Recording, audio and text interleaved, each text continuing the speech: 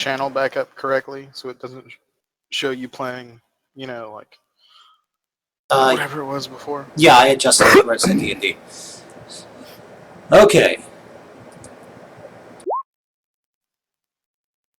When last we left off with our heroes... Yes! Hey, have you looked at the Pokemon Go subreddit? They had just finished exploring the ancient sewers and ruins beneath the city of Wavecrest. They had been sent there to investigate the disappearance of civilians from the small harbor town. Though they arrived too late to save the civilians, they were able to destroy the strange, otherworldly cult that had been consuming and corrupting the villagers. Now, they must journey onward to the island to which they have been sent, which they now know is named Ascrea. With a small kobold guide by the name of Deacon, they leave Wavecrest on the Windward Wave, heading towards the island they have only yet heard of in rumor. Okay, now that that's done. Alright. 10 out of 10. So, you are currently on the boats of the Windward Wave with Sydney. If you recall, the crew that were not part of the expedition have been left off, and the ship is now using its enchanted ropes and whatnot to be piloted, basically by Sydney herself. She tells you it is another 2 weeks' journey to the island from Wavecrest. So the ship is loaded down with supplies, which would normally be for a full crew, but since there are only the 6 of you, these supplies will last a lot longer. And she does tell you that there are some unique and special items that are of particular importance that you need to be aware of. The first is a cubic portal that is in the hold.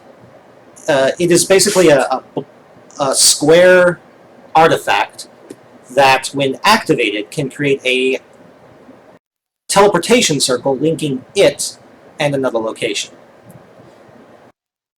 So once you have a base of operations on Ascrea, you're going to find a place basically to set up a base, like either in an inn or a tavern or something. She'll use that, and then they'll have a way to directly move goods back and forth, and people, without having to use the ship. Cool.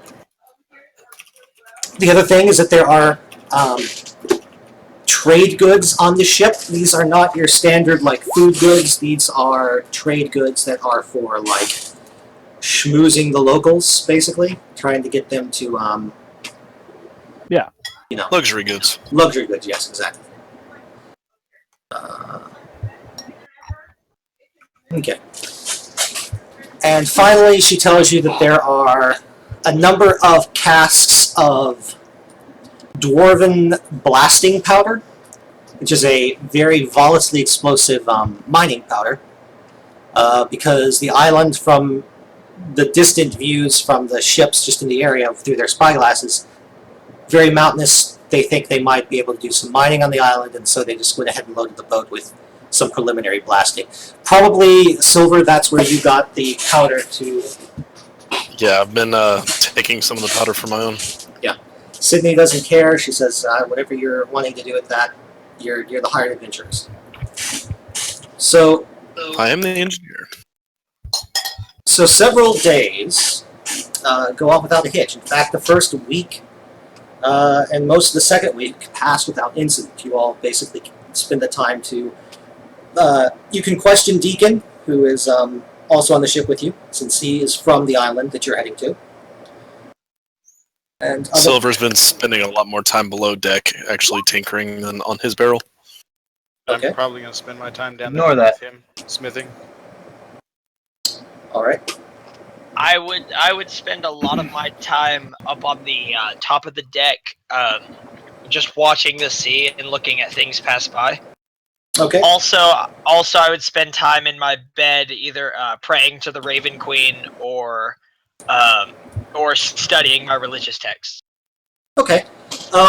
One of the nights, let's say about a week and 3 days into... How much of this time are we getting exactly? 2 weeks. Because I'm gonna spend the requisite amount of time each day practicing, training myself proficiency in cooking utensils. 2 weeks, basically. So that puts me at 20 days. Yes. I So will learn how to be the best cook. I'm kind of moving your characters around to kind of where you said you were. John, where did you say you were going to be on the ship in general? John, Will, See? where in general did you say you were going to be on the ship? Oh yeah. Probably just hanging out in this mid deck here, Okay, that's fine. kind of drinking all the time, Drinking all the time. All right, that's fine. as much as possible. Where did you go? Where'd your icon go? Oh, there you are. Drinking, BSing with the crew. Well, there is no crew right now. What? No, there is no Guessing food, by huh? itself. Yeah, I would. I'd be spending a lot of my time talking to what's her face, Selena, Who? Sydney. Sydney. Yeah, Sydney. Sydney is more than willing to He's talk. talking to the ghost of a very popular Vistani performer who died tragically. Yeah, unfortunately, it was tragic. It really was. De- We have a monument raised to her. okay. It's true. Deacon actually stays near the back of the boat. He doesn't seem to be very seaworthy, and he just sort of vomits every now and then off the back of the boat. Although he will answer any questions you have as best he can. He is a bard. He is knowledgeable in lore. He's trained by his dragon master to actually be good at his job. He's still a kobold, though, so he's not... Fortitude is not his strong point. Darlis, after about a week and 3 days, during your meditations at night when you're praying to the Raven Queen, you get a vision. Oh yeah. Is it about burning down the boat? Because I'll No, totally. it's not. No, it's not about burning down the boat. Nobody's gonna get that joke except for Garrett I get it. and Matt. You see an image of the Raven Queen when she was a mortal. Although her features are kind of blurred out, somehow in the vision you just kind of know that she's not yet the goddess of death. So this would have been when Nerul was still the god of death. So you're seeing the past. And you also Super fast. You also see a deity you can't identify, well, two deities you can't identify, a male and a female. You see the Raven Queen as a mortal, as well as several other, you think, adventurers, running towards the gods as the male god, basically with some sort of something, you're not sure what it is, you can't really see from your angle, stabs the female god in the back, and the god sort of bursts into a blast of power and energy and dies, basically, and then you wake. Whoosh. All right, I will go down. I will put my character model down below deck where I would wake up. With that, I'm going to, I'm going to gasp awake like, Okay. That's like quite a very deep gasp. Very dramatic. very dramatic. I'm going to stumble out of my room, Okay. and I'm going to go. There it is. The upstairs. I'm gonna pass the banana fighter. Okay. I'm gonna shove past him. I'm not even gonna say anything. I'm gonna continue my way upstairs to the top of the deck, Okay. and I'm going to make my way to Sydney. Okay. Once there, I'm going to initiate conversation. Sydney, what do you know of backstabbing god, the kill female? Sydney looks at you with a very confused expression and goes, I'm not sure what you're talking about. It's 3 in the morning, and I'm trying to steer the ship at night. Alone, I might add. Using magic sailing equipment.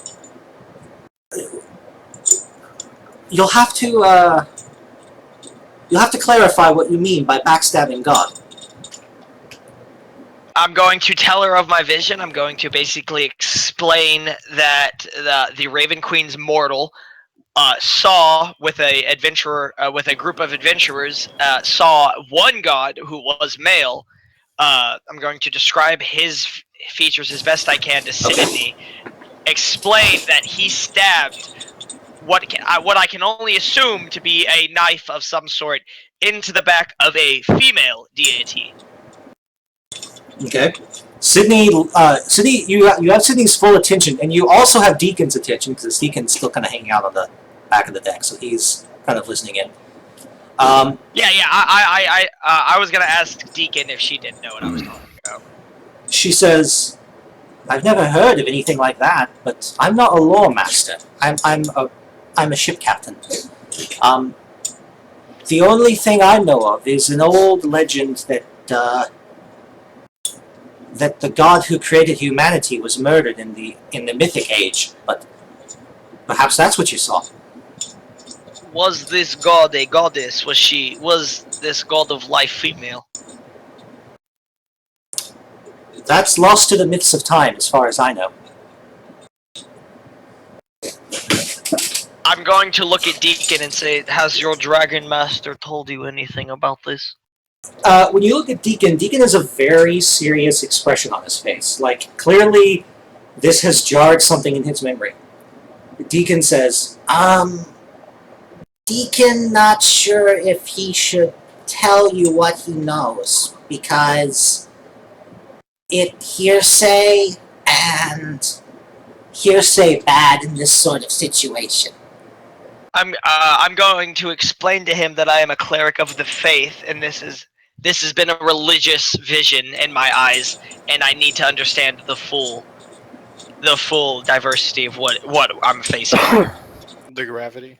Deacon says, Thank you. Deacon says, There's gravity.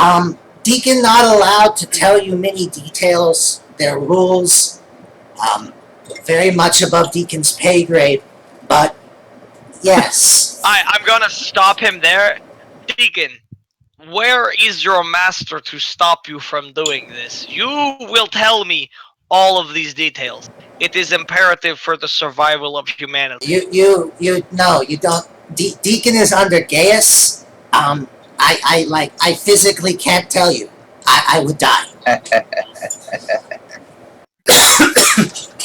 What Deacon can tell you is, yes, female goddess was creator deity of humanity. Deacon doesn't know her name. It was struck from records millennia ago. But, Deacon's master might know? I don't actually know. This is your dragon you speak of, yes? Yes, Master Galrash Mopper. The Ebon Scale. And he is watching us right now, yes? No. Deacon But is... he sees you. He knows what you do. No. Deacon is under a Gaius. It's a powerful spell that makes it where Deacon cannot break whatever rules he gave me. And the rules were not to talk about it. So Deacon can't. Unless Deacon wants to die. And Deacon does not want to die.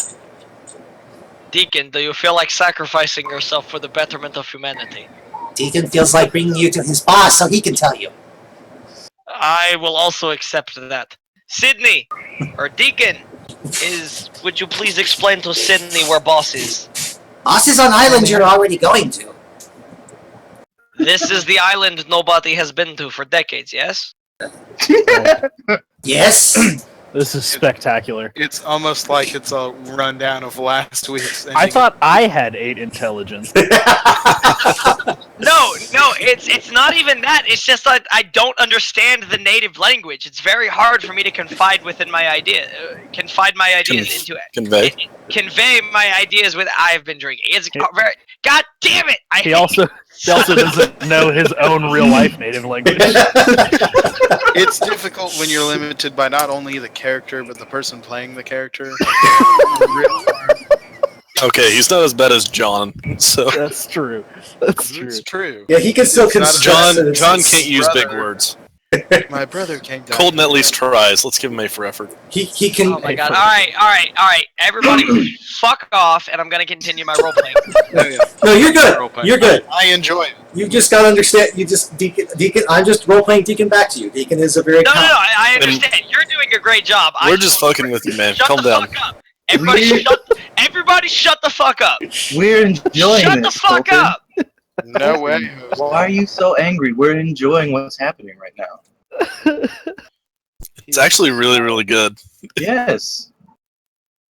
There's no reason to be mad Alright, about it. alright, I need to get back into character. That's why I'm asking y'all to shut up.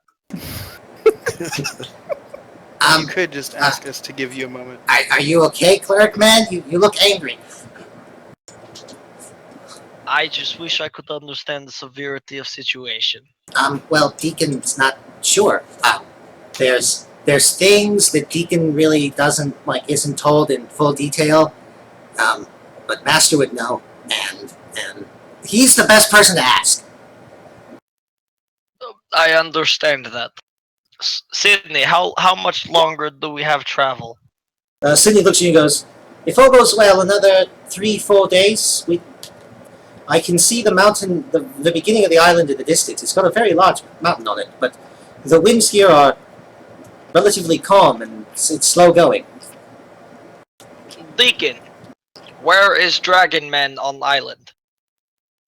The High Fane of Bahamut. Deacon, what the fuck did you just say? You're High Fane, like a temple. It's a fancy word for temple. Of Bahamut, the dragon god of justice and good. And he is at the highest point of mountain, yes? No, High Fane. It's a type of temple. Where is Temple on Island, Deacon? Do not play games with me. Sorry. Deacon didn't understand question. It's in the capital on the island of the natives. It's on the northern part of the island, but there's no harbor there, so you'd have to go to the town of Josin, which is the only harbor. And that is where we are headed. How many days of travel is it from there to out of character? What did you call it? The High Fane, like high, and then Fane, Fane. Fane is All right, yeah. It's a obscure word for a temple. Yeah. How far away is Johannesburg to High Fane? 4 days. Travel by foot. Faster if you have horses. Are there horses in the Johannesburg? It is imperative for the survival of humanity, Deacon. I need the information. Last I saw, yes. But the people of Josin don't like Deacon because Deacon's singing is not very good, and I got kicked out of the tavern there. So I haven't. Deacon will stay on boat while I negotiate for horses, or I have one of party members negotiate for horses. Then Deacon will join us once I and only I come to get him. Deacon's fine staying on the ship. Horses. Deacon doesn't like horses. They're big and furry, and they stare at Deacon. How will you be able to keep up with horses then? Deacon is okay with a mule. We will get Deacon the mule. Okay. Just get him a pony. Excuse Deacon. Deacon needs to vomit. And the kobold begins to hurl off the back of the ship again. Clearly, the motion of the ship has proven too much for him at this point. I'm going to look at Sydney, and I'm going, Sydney, do you need rest? I could perhaps take over for a little bit. Sydney looks at you and goes, Very well. Yeah, she's gonna let him do it when he can't read the instructions. It's weird. Sydney, are you okay with me doing this? How hard is it really, though? Point the ship the island in the distance and hold the steering wheel in place. It's not that hard. Okay, if you say so. Here we go. all right. Okay. So, as Sydney's coming down the stairs, I'm coming out of my room, and I'm going to open the port hatch. Okay. And I'm going to line my rifle out and take a shot. Just out the water? Out the water? Yeah. Testing it? Gotta test it. Okay. You startle Sydney, who turns and looks at you with both her weapons drawn. What the bloody hell was that? Look over my shoulder. It's what I've been working on. I told you about it. It's what I needed the blasting powder for. I'm going to pull the hammer back and hold it out like a fucking quarterstaff to her. You've made a strange... Take a look. You've made a strange...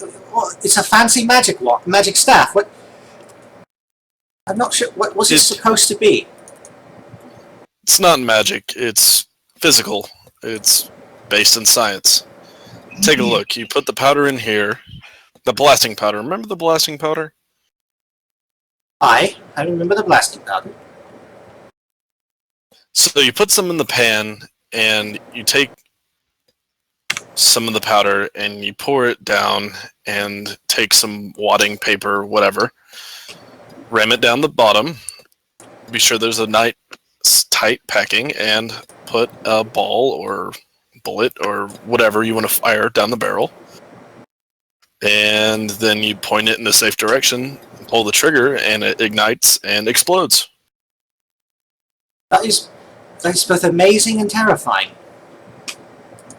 I thought so as well. How did you And pull... So, like, And I'm a gonna turn small around. version of a large cannon. Is what I'm you're going saying? to turn around and put it back through and fire the second shot.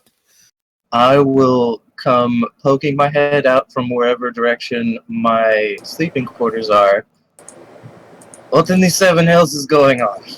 Bang. Silver, what is that? It's a weapon. I'm conducting some testing. What time is it? It's It like is... 4 in the morning. Yeah, it's Oh. early in the morning. We're all asleep. Let me look at this. What is it? I'm going to look over it with him if he lets me. Yeah, I'll hold it out. I'm quite proud of my work. Sydney, meanwhile, goes into the... Yeah, you can... All of you hear the bang. Like, It's a gunshot. John, are you still with us? Oh, then you'll take. Yes, I am. I'm just listening to what's going on. Okay, just Have we making sure I heard haven't lost you. gunshots outside of cannons? Even cannons are rare, so... No, you've not heard So- gunshots outside the cannon. May I try it? Be careful of the powder. It's burned up, but it still makes a mess. I'm going to hand it over to him. I'm going to just also lean over the edge and everybody shoot the gun. Pew pew. Wait. It's not loaded. You'll scratch the flint. That's not good. Then load it. Fine. I'll take it back, clean it, and load it anew. This is just the prototype. I have a more intricate design. Okay, So so... I think I'll Shooting spend the some gun time has extracted something. with my buddy, my Warforged buddy, pew pew in the gun. I want to see. Okay, so... the noise... I would like to thank you for firing the gun, because you give me an excuse to use this monster that I was going to use anyway, but now I have an explanation as to why it's here. Oh no! Oh no! There we go. There we go, that's what I said. That doesn't look very nice. I don't like that. And I'm going to take from my pouch like the new firing mechanism and kind of fiddle with the bolt. So, you all see a massive serpent. Well, actually, the first person that sees it is Colton, his character, because he is above the waterline. A massive serpent breaks the water. It looks to be quite large. And it is heading straight for the ship. I need you all to roll initiative. Nah, I'm good. I'm gonna stay out of this one. You don't want to jump overboard and grapple it? as much as That I would would be- like to. You know what? That would be a lot of honor. My instincts tell me otherwise, though. Let's see, where's its initiative? Character sheet. Yep. Nice. Go. me. Cool.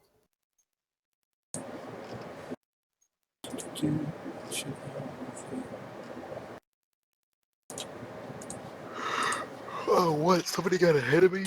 Oh, Garbage. right. Is there music this week? Bum bum bum bum bum bum bum bum bum bum bum bum bum. How do you roll initiative? I'm trying to figure this out. Ba-da-da-da-da-da-da. Of the character sheet. That's not doing. There's a Okay, lot. do you want more music, Thomas? I was asking if he was playing Oh, there anything it is. that you wrote. Ba-da-da-da-da-da. God damn As it. much as I appreciate that, you are not a jukebox, buddy. Yeah, I feel like I've got multiple. Okay, I'm gonna have to ask everybody to roll initiative again because I have multiple listings of everybody on the initiative tracker here. So What? I What- get a good there was one. only one on ours. Yeah, there was only one on our. there was two of them on mine, and so I couldn't tell which was which. Sorry. You just took away Well, yeah. my good good roll. rolls. Roll it, and you can punch. Tell me what your rolls originally were. I'm just trying to get it to where it's. Oh, It 19. rolled the same. Never mind. I got a 16 on my first one, and I'd prefer that. No, that's fine. I also prefer the 19. I just they were all jumbled together, and I couldn't tell which one was which because there was no way for me to. And Silver, what was your initial roll? My initial roll was 8, but this new one was a 21. I see that. I'll let you keep that if you want. I would like the 21, yes. What's your dex bonus? +2. Okay, you go before the shipbreaker. All right, you are where you are located in the ship. Oh, cool! The monster's called a shipbreaker. Yeah, You Yes. don't need to worry. Good question. I'm not on the deal for some reason. Wait, hold on. Oh, I may have deselected my Yeah. character in the confusions. Hey, Bright, did you fire the gun yet? that's I don't know. Did I get to fire the gun yet? No, he did not. Okay. Well, we don't know we're in combat yet, so. Yeah. Are there any like bells that I can ring next to the? Yes, the there steering is. wheel? There is a ship's bell next to the steering wheel. Yeah, I'm going to ring the bell furiously. That's a good plan. John, what is your dex bonus? +1. What is your con bonus? +4. Okay. Oh, the monster wins. Yeah, the monster wins. Monsters Con is 72. 1,000. It is 100. We better kill it quick then.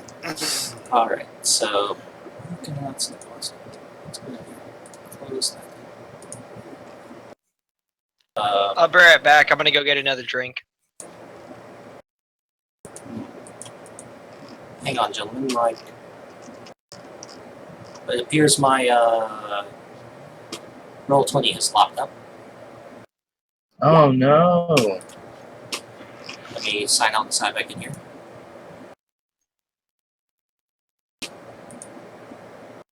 So, Silver, you are first. You were first on the initiative.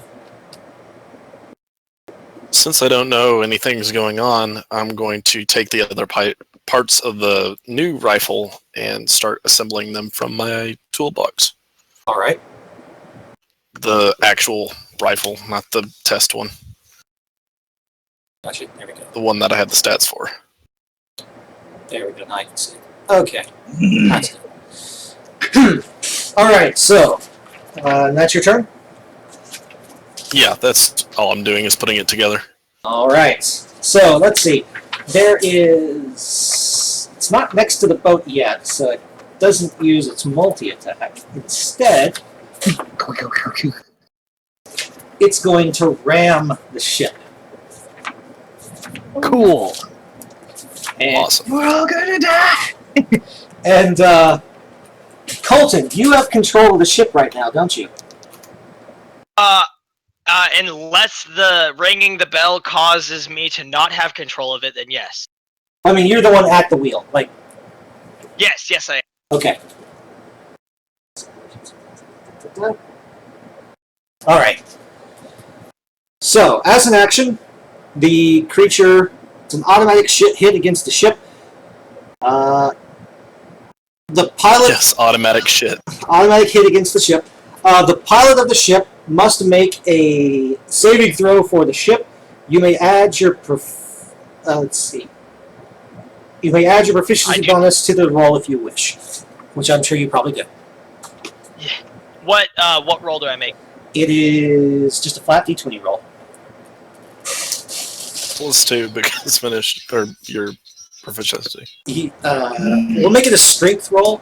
A strength roll because you're trying to basically maintain it. Okay.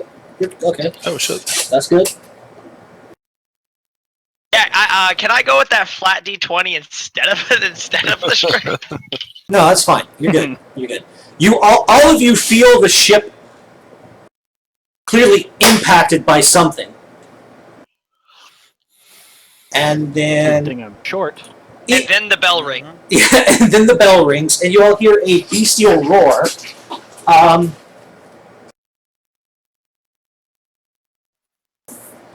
And Eitri, it is your turn. Let me move the worm to where he would be. I am going. Are we just assuming that we're all up deck, or are we having to run down or up or what? You are where you left your mini, so you are on. You're on the top deck. Sweet. I'm gonna run to this here cannon and try and shoot towards the. I don't know if I can wheel the cannon around. Well, it's a I ballista. assume they're strapped in. Oh, is it? Yeah, it's a Okay, ballista. and it's on a turret, right? Yes, it is. It takes 3 actions to load a winch and fire a ballista, so you would not be able to fire it in this round. You can use your move. I will load the ballista Okay. in this time. Then. Yeah, there are rules for siege weapons. Unfortunately. And with that, I end my turn. Okay. The ballista load. I'll yell for help. Very well. The bell's already ringing, but you know. Yeah, that's no problem. Okay, so the next person is Bright, right here down below deck. Who is piloting the ship right now?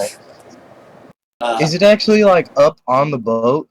Yes, it's up against the boat because it rammed the boat. I don't see anything from my little right there, right? No, your porthole would be like on the top deck would be like here somewhere. So it's on the opposite side of the ship, basically. I guess I will. Well, I'm gonna look at my buddy, and then I'm just gonna run. 15, 20, 25.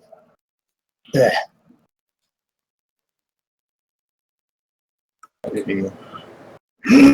Excuse me. Of course. How much movement to actually go up the deck, actually? Well, the top 2 levels are sort of partially on the same tier. Like, Well, I mean, like, up from below deck to this stairwell right here. that I just consider it difficult terrain. So, like a double move.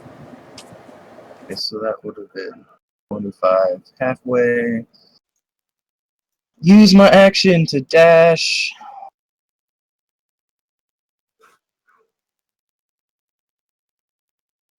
Can I see anything? At that point, you could see the worm, yes, because technically where you are on that map is basically like, let's see, this square underneath the aft castle. And it has sort of coiled up onto the ship? Yes, it is kind of coiled up onto the ship. I'll come out of this door and just start yelling gypsy curses. Okay. That's That's my turn. That's fair enough. Darlis, your turn. Just saying nasty, gross things. So it's on the ship. And Brandon, Do I? you have a couple of options you could do besides attacking. You can attempt to steer the ship away from it. It would require you to make a dexterity check. Or you could just attack it.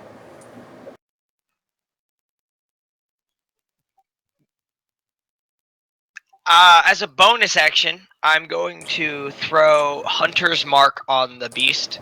Okay. And then I'm going to raise my hand crossbow to attack it. Very well. While I maintain one hand on the wheel, I understand that'll cause me to use a bonus action to load my crossbow where normally it wouldn't. Yes, that is correct. There's a 19 hit.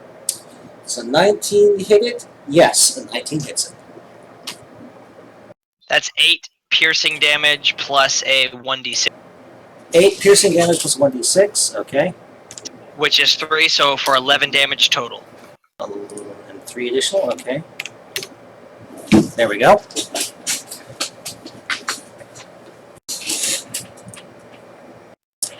Okay, you dealt some damage to it. Not much, but you did deal some damage to it.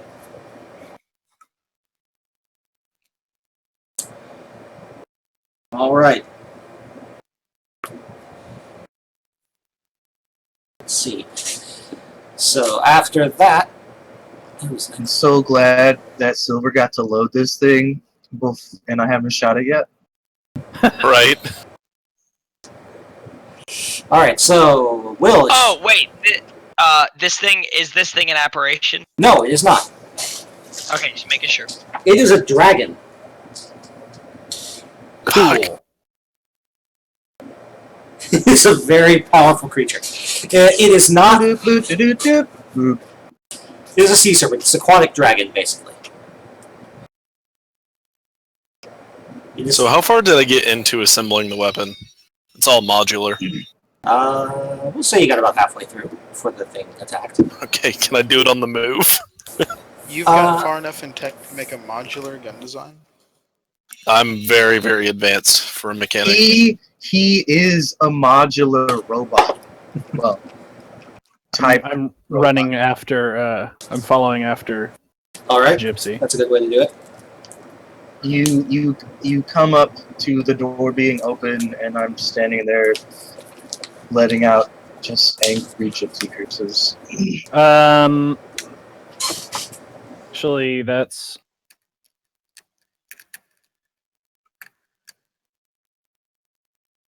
So that would put me here,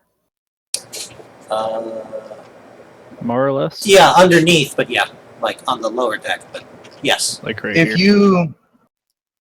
If you dash, you should be able to get past me toward next to Eitri, actually. Yeah. Uh-huh. Yeah. Yeah, Exactly like up above the on the staircase. I'm gonna move right there. double move right there. okay. The ballista's currently being loaded by me, FYI. Will can assist. double move, Will can. Well, yeah, Will double move, so I can't help. Okay. But multiple people can assist in the operation of the ballista. By the way, when the ballista fires, it uses whoever does the final action is the one who fires it. It uses your dex score for the attack roll, and it does 3d8 damage. Huh. So there's really two of us that should be doing that. Yeah, or 3. I mean, if 3 of you together can fire it every round. Oh no, I mean two people that would be better to do the firing. Right. Yeah. Who's that? The people with high. Listen, Yeah, the people with high dex scores. But y'all can help. Y'all can prep it and load it so it's ready to fire. I mean, you can also run over and load the other ballista here. Hey guys, real quick pop quiz. On a scale of 2 to 14, how dead are the people below decks on general ship crashes? I would say somewhere in the I'd middle, say 10. probably. I'd say 10. 7 to 9. It's like 12 to 14. So, just remember that on y'all's turns and things. Well, we're all currently going above deck, so Yeah, they're all running. No. also I can't drown. At So point of impact, you're dead, I think is what he's trying to say. yeah, whenever you hit something. All right. Well, Silver, it's your turn again. Good thing this is a fantasy game. No, it's not, you liar. This is D20 Modern. Good gonna thing yell out. D20 Modern is a fantasy game. I'm gonna yell out, Sydney, we need your help, and I'm going to start running topside and assembling as I go. Sydney's gone. She already summoned the monster and teleported away. So I can make it to the top of the stairs. Okay. And I finally snap together the barrel to the assembly as I reach the stairs and start reaching for my ammunition. All right. Well, so after that's your turn. Can I bonus action load ammunition, or do I have to have a certain feat? You have to have the Probably a certain feat. you'd have to have the quick loader feat, like the crossbow expert feat, basically. Gotcha. All right. So the first thing that the that the serpent tries to do is recharge his RAM, but he does not. So Why doesn't he just download more? Oh, God. so Sorry, I'll leave. let's see. Reach 5, reach 15. Oh, that's fucking awful. Nobody It has. boils up around Ironhide and crosses them. It kind of pulls back a bit from the ship, kind of getting ready to try and ram it again. Ramming speed. Let's see.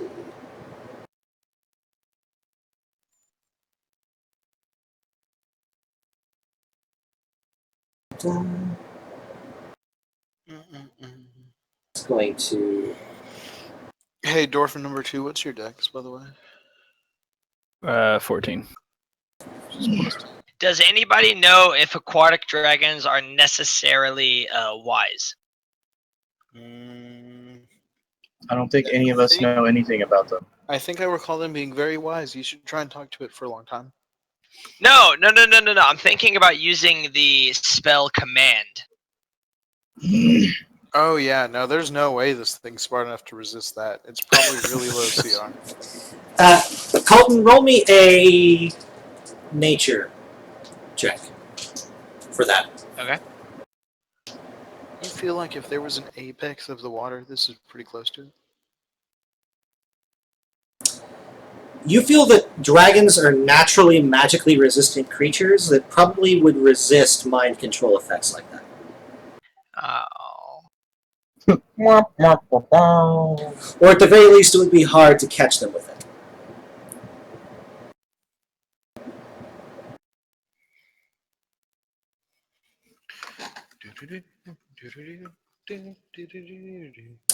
Alright.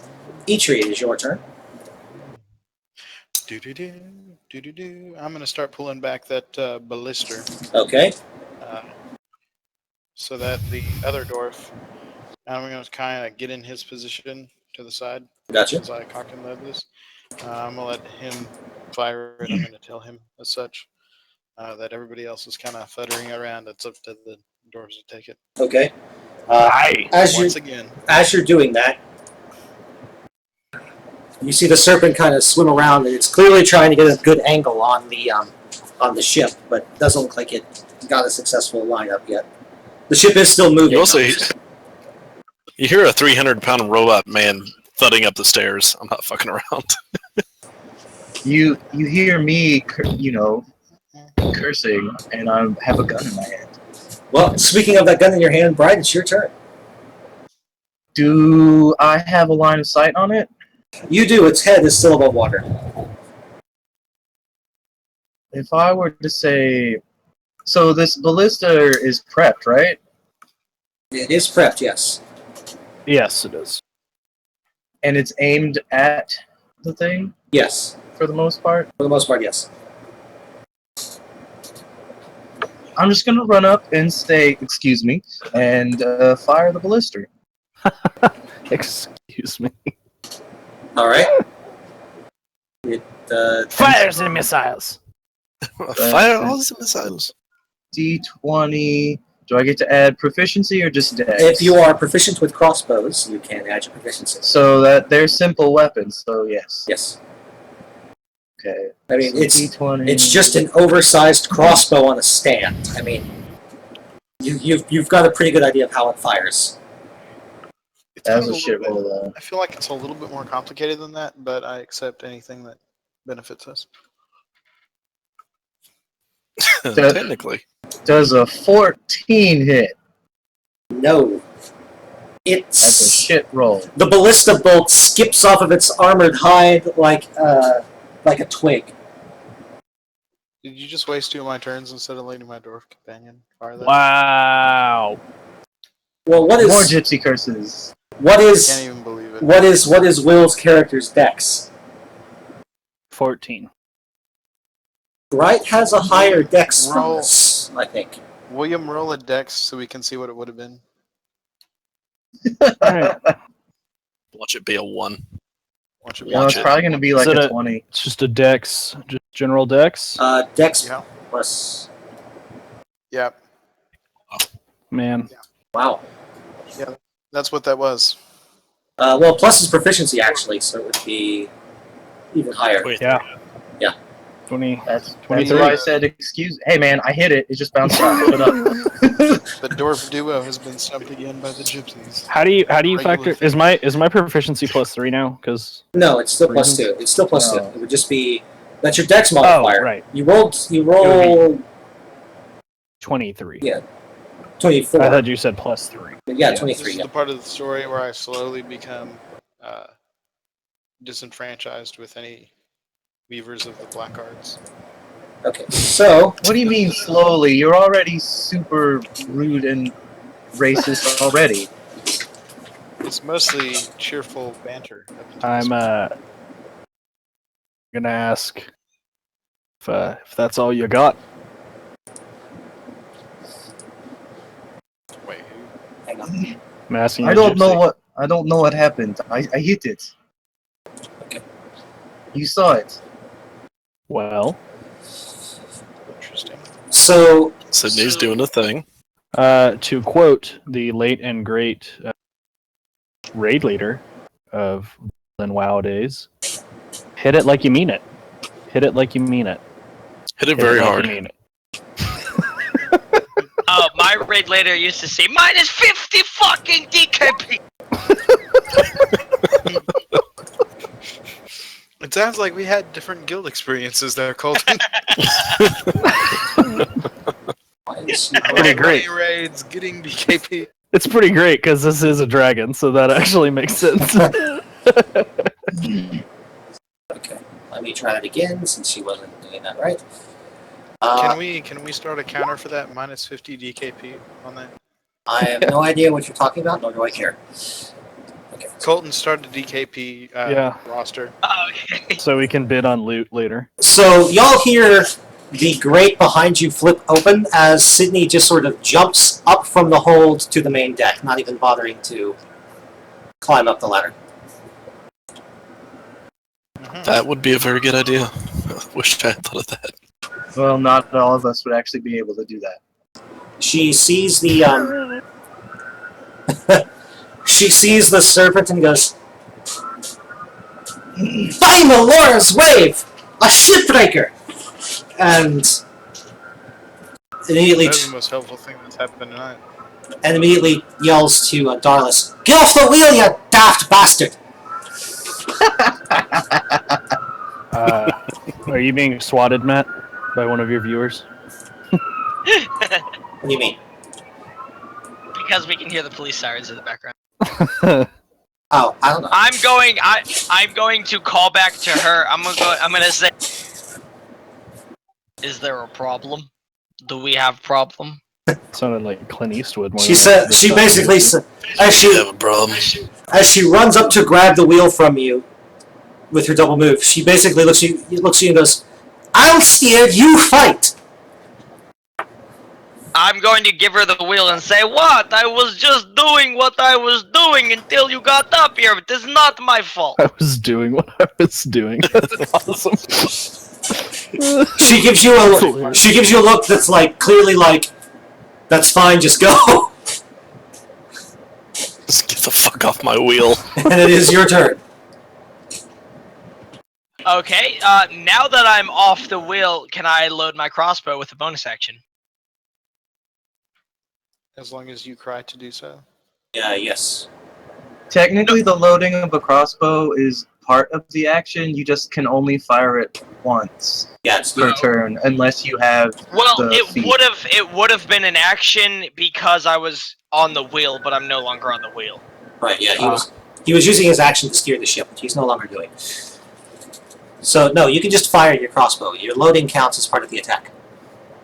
I'm going to look at Deacon and I'm going to say, "Can you do anything to help us in this scenario?" He just barfs over the side. Hey guys, can we take like a 10-minute, 20-minute break? I have to go take the neighbor's dog out. Right fucking now. Yeah, Right, because yeah, This right is now. a great time for a break, actually. Wait, just question, why right now? Why not in 10 minutes? Because I'm being yelled at. I'll take a bio brick. Yeah, whatever. Take a break. All right. Sorry guys, I'll be right back. No At the worries. beginning of the turn, I will have moved, loaded my crossbow, and be ready to shoot. So when we come back, it's still my turn. Yeah, that's fine. Bio brick, BRB. Agreed, I guess. Yeah. It is what it is. It is super random. Some people live interesting lives. Remember, ladies and gentlemen, the darkness will only get you if you let it. I feel like that's not true. I feel like you probably struggle pretty hard. You could struggle bug it out. Yeah, I feel like the dark you will only succumb to darkness if you are willing to let the darkness penetrate you.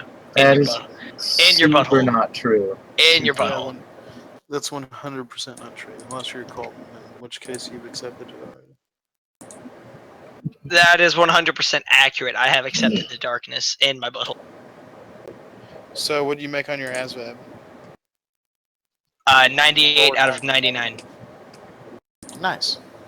So, I'm actually surprised this combat is lasting as long as it is, because I'm getting really shit rolls for the recharge of the... Speaking of which, we use it. Yes, we would. Yes. Okay. The- So after it's going to destroy the ship soon. yeah, as Sydney after Sydney Yeah. runs up. We don't win this combat. No. No, you don't. Although one of you did. How do you know that we could have won it? Well, Probably not. that would be amazing if you did. And it would bump I do agree. all of you several levels if you did. But that's probably not going to happen. Yeah, we would have had to have a game plan about who fires the ballista at Cough William after I loaded it. No, that really wouldn't have made a difference. This is I know. this is a CR20 creature. Yeah. Jesus I Christ. just like to give Thomas a hard time. I mean, it's really not a good idea to get on the bad side of the healer, so I'm just gonna put that. That's the best idea. Good thing there's two healers. Oh wait, he's on my bad side too. It's not. my Gypsies fault. roll deep, bro. It's not Exactly. my fault that both the Gypsy people with bros. healing abilities are weavers of the black art. I actually bro. don't weave any black arts. Not in No, my shut eyes. Yeah, I'm actually a cleric. Like I do the exact opposite of weave black arts. I feel like that's not 100% true. And I'm Usually like black the arts- only good kind of warlock, as in good aligned kind of warlock. So Well, that's gonna suck for you, and you need to be healed, and you refuse to take the only two healers in the party's healing because you accuse us of being aligned with the black art.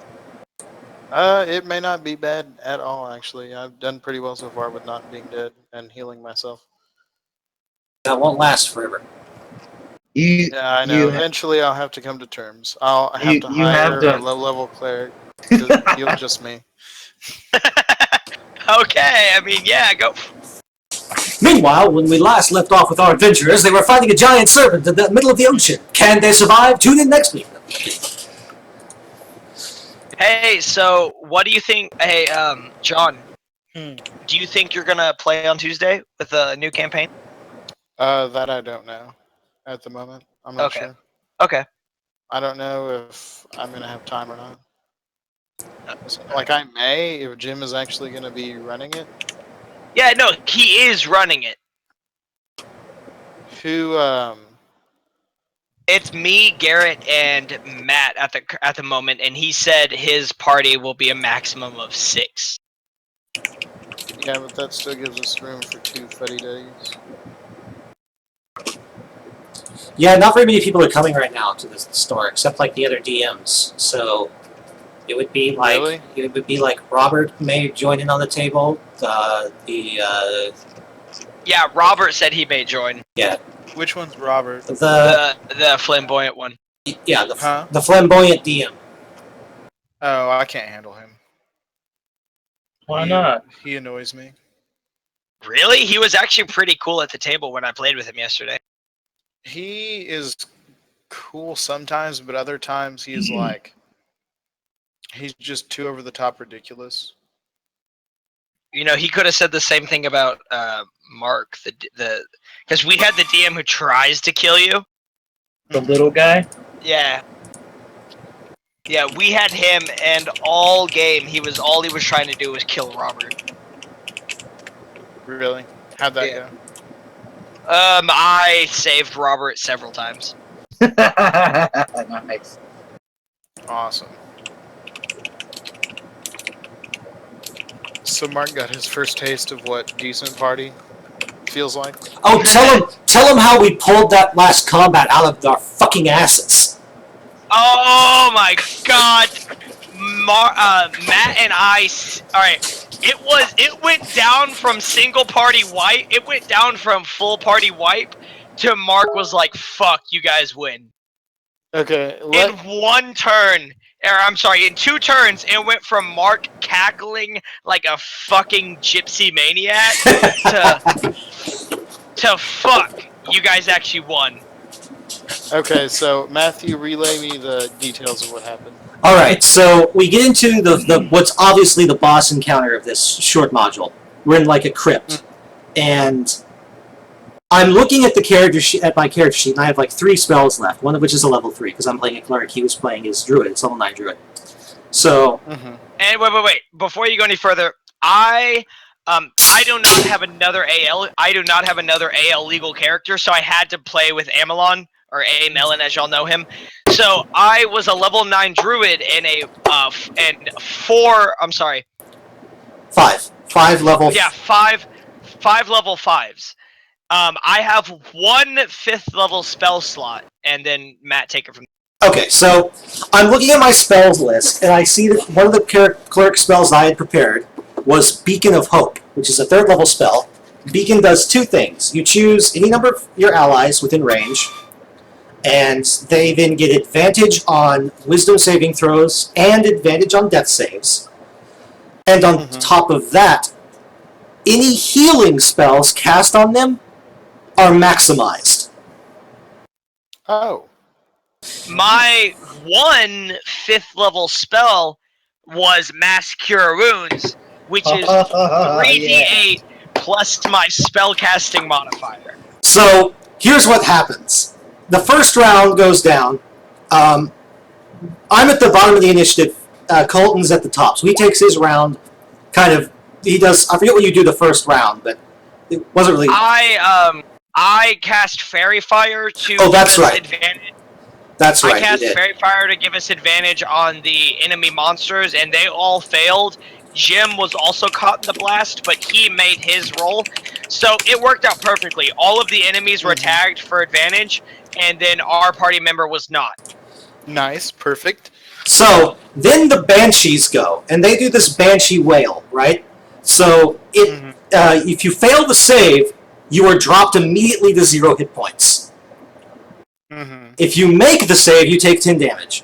So Matt and I were the only. Wait, Matt, myself, and Robert were the only. So 3 out of the 6 people made their save. 3 out of the 6 were instantly dropped to 0 before the combat even starts. Like, I haven't even made an attack. So what you're saying is half of you fell to the ground dead. Yes. Exactly. That is exactly what happened. So it gets to me at the bottom, and I'm like, all right. And I had shown Colton what Beacon of Hope did. So like, Robert is panicking. He's like, man, we're screwed. We're gonna die. And Colton and I are both going, no, we got this. Calm down. So it gets to my round. I cast Beacon of Hope. I say on the entire party, Beacon of Hope. They all have advantage on death saves now. And everyone's like, all right. And they're like, all right, that's cool. It's like, and all healing is maximized. They're like, whoa, that's really cool. And DM goes, you do anything else? I go, nope. And I turn to Colton and go, take it away. Yeah, he's like, do you want to do anything else? He goes, nope. And the DM's like, are you sure about that? And he goes, yeah, I'm pretty sure. And he's like, all right, Colton's turn. And I'm like, Mass Cure Wounds. Everybody instantly has 32 hit points of healing. So those of us who weren't down now have maximum hit points, and those of us who were down now have 32 out of your already hit point pool. Nice. And so the DM looks at the two of us like, he just had this expression of shock, because like, he thought he had that combat in the bag. Because it was boosted up to the max difficulty because Colton was a level 9. So there were actually 2 Banshees rather than 1. And half the party didn't have magical weapons or ways to do that much damage to the Banshees. But the Beacon is a concentration spell, and it stayed out for like 3 rounds before he finally got a creature up to me and made me make a saving throw, and I failed it. So for 3 rounds, all the healing Colton and I were doing, and Jim, because Jim was also a cleric, all of it was maximized. Because when the Banshees do the wail again and drop several people again, earlier on in the adventure, we had found a scroll of mass cure. Oh my gosh. Oh my gosh. So Jim goes, Did it twice? we did it twice. So Jim's just like, no, I'm going to use the scroll and bring them all back up again. He's like, really? So yeah, if we had not been there, well, and if we had not chosen those specific spells as our spells for the day. Yeah, before we even got there, the party was a little worse for wear, and I was like, hey guys, like I should say a little, I mean like moderately worse for wear, and I was like, hey guys, like I can do Mass Cure Wounds and bring everybody up. And they were like, no, like save that, like let's take a short rest instead. Yep. And I am glad that we made that decision. Yeah, the DM was like cackling, like, yeah, like I got all of you. And then Matt's like, Beacon of Hope, and I'm just like, Mass Cure Wounds. Oh, what is that? The entire party's back up? Oh, sucks for you. Yeah, just 1 round, basically 1 round. Like 2 players back to back just completely flipped the entire scenario around. All right, I'm back. What happened? And then with that, I conjured animals. So I finally was able to use I was finally able to transform into a saber-toothed tiger, which we found in Matt's campaign, and I was finally able to do that. And then I also summoned a spectral saber-toothed tiger. So there's literally just 2 like hulking saber-toothed tiger 2x2 creatures. Like when I say 2x2, I mean 2 5-foot squares by 2 5-foot squares running around, just pouncing on things and taking them down. That's pretty good. Yeah, Colton and I were explaining, was that you, Will, that says you're back? Yes. Okay. Colton and I were giving the story I'm going to run and grab water while y'all are doing it. of how we basically pulled a combat out of our asses from defeat to victory against the DM yesterday. Whose table were y'all playing at? Mark. He was cackling. He was literally cackling with like a little giddy schoolgirl that he was gonna wipe the entire party. And then Matt and I were like, no, that's not gonna happen. Yeah. That's so annoying. Yeah, so, well, he's one of the DMs that counts as kills. So he has the kill counts, like the kill pips on the front of his. He's actually an okay DM, but he enjoys getting the kills, like, for just the fun of it, you know. And I'm okay with that. There you go. He doesn't actively try to kill a party. It's just like, that encounter was built to be hard, and he got really good rolls, and we got really bad rolls. So here's what happens. We're in the final room of the adventure. It's like a crypt, right? Uh-huh. And the Banshee appears, right? The Banshee does her Banshee's Wail, which makes you take a Constitution saving throw. If you fail the save, you are immediately dropped to 0 hit points. That's fair. If, What level is this for? level 5 characters. If you... second tier, basically, is the only... So 5 to 10. If you make the save, you take 10 damage. Okay? So, he does the wail. All of the melee tank characters drop. The barbarian drops, the fighter drops, so it's just the casters and the rogue are the only, and one of the clerics drops. So the druid, which was Colton's character, my Arcana melee cleric, and the rogue are still standing. So the rogue tries to do his, and there's 2 banshees, so there's 2 whales, one after the other. So that's why he drops so many of us. So the rogue kind of panics on his turn. He kind of does a small attack. He doesn't think he does much damage, and he's not because it's not a magic weapon. And DM gets to me. Now, just before combat started, I turned to Colton and showed him what my last 3rd level spell I had a slot for that I was going to cast, because I had 1 3rd level spell slot left, and I planned from the beginning to cast it on my turn. It's a spell called Beacon of Hope. Beacon of Hope does 3 things. It gives you advantage on wisdom saving throws. Well, actually, it gives the entire party advantage on wisdom saving throws. It gives advantage on death saves. And all healing spells targeting the party Are instantly double as much. are not double as much, they're maximized. They do the maximum amount automatically. So, and Colton had told us that he had 1 4th level spell, a Mass Cure Wound. 5th, I'm sorry. 1/5. I That's have right, you have 1 5th level. Yeah, I have 1 5th level spell slot at level 9. Mass Cure Wounds. So he is at this point cackling because he has all the defensive characters down. It's just the squishy mages. How hard could it possibly be to end this and get a total party K, TPK, and get 6 pips on his kill board? Well, he gets to me and goes, "What are you going to do, cleric?" And I go, "I'm going to cast Beacon of Hope." And the whole party's like, "What does that do?" Because apparently nobody knew what it did. And I was like, "Well, it does that." And I explained what it does. And they're like, "That's cool. I get advantage on death saves. That's awesome." And I go, "Yep." He goes, "What else are you doing?" I go, "Nothing. That's my turn." He's like, "You're not going to move?" "Nope." "Not going to do a bonus action?" "Nope." "Colton, it's your turn." Colton immediately drops Mass Cure, and everybody's back up. It was delicious. And those DMs finally, and because all of the DMs were at that table either playing as characters or as the DM, so they got a taste of what happens when a skilled character designer plays a character. Yeah. It's like, because I looked at that spell and I'm like, I'm going to train that spell. It's useful. It's really useful. Yeah, that's Also, a useful spell. Or they got a look of what it looks like when a decently smart party is put together. Exactly, yeah. Yeah, for real. And plays well. Mark's like, "Meow, I got him in the bag," and you're like, "Oh yeah, this was like one of your easier puzzles." Thanks, Mark. Yeah, because I was like, because before combat started, I had shown Colton that spell, and I was like, I'm going to use this. And then when everybody was down, Colton was, I knew Colton was going to drop the cure, because it's like, that's the obvious thing. Of course.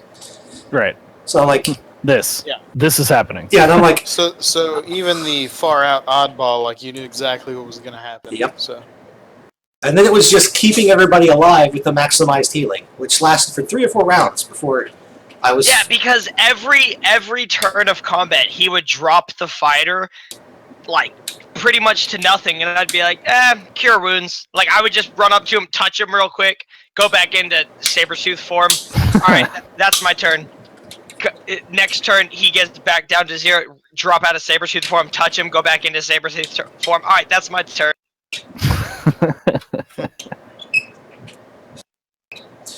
Yeah, is Colton is I don't know. Garrett back yet? You say not yet. You say that Mark doesn't Okay, I'm back. like Hey! intentionally go after the players, but the way he talks about designing his encounters, like, oh well, I would have added this into there, and it's just like that's not.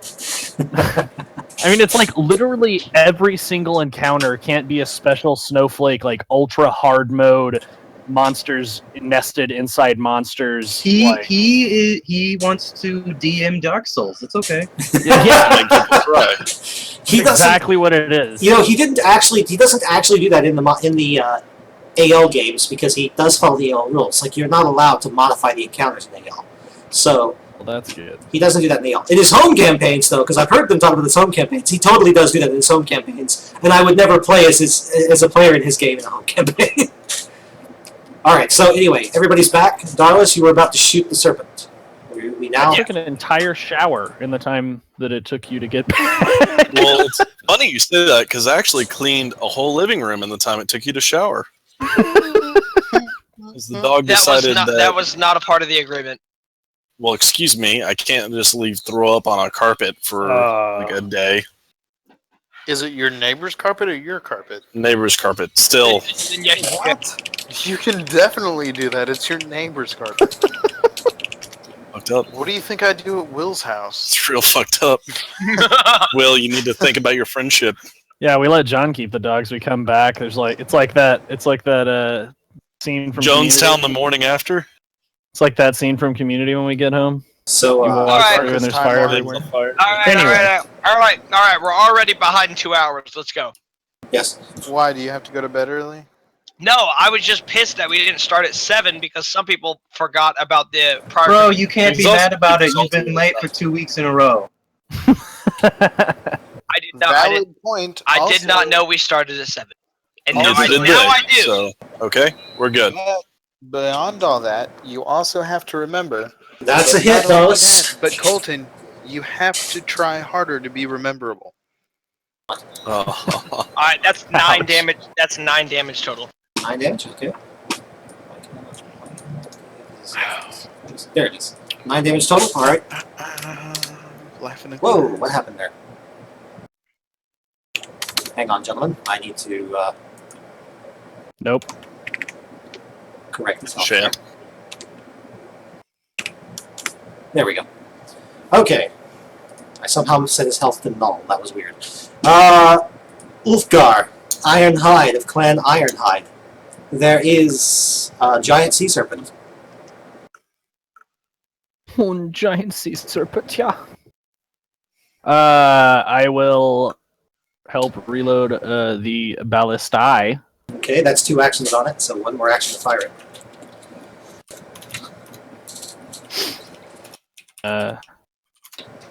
Yeah, that's what I do. Okay, you don't wish to run up, jump onto the shipbreaker, and grapple it? Maybe next. Depends on how this shot That goes. is actually what will let us win. You know? Oh, as a part of my turn, I'm gonna move below deck.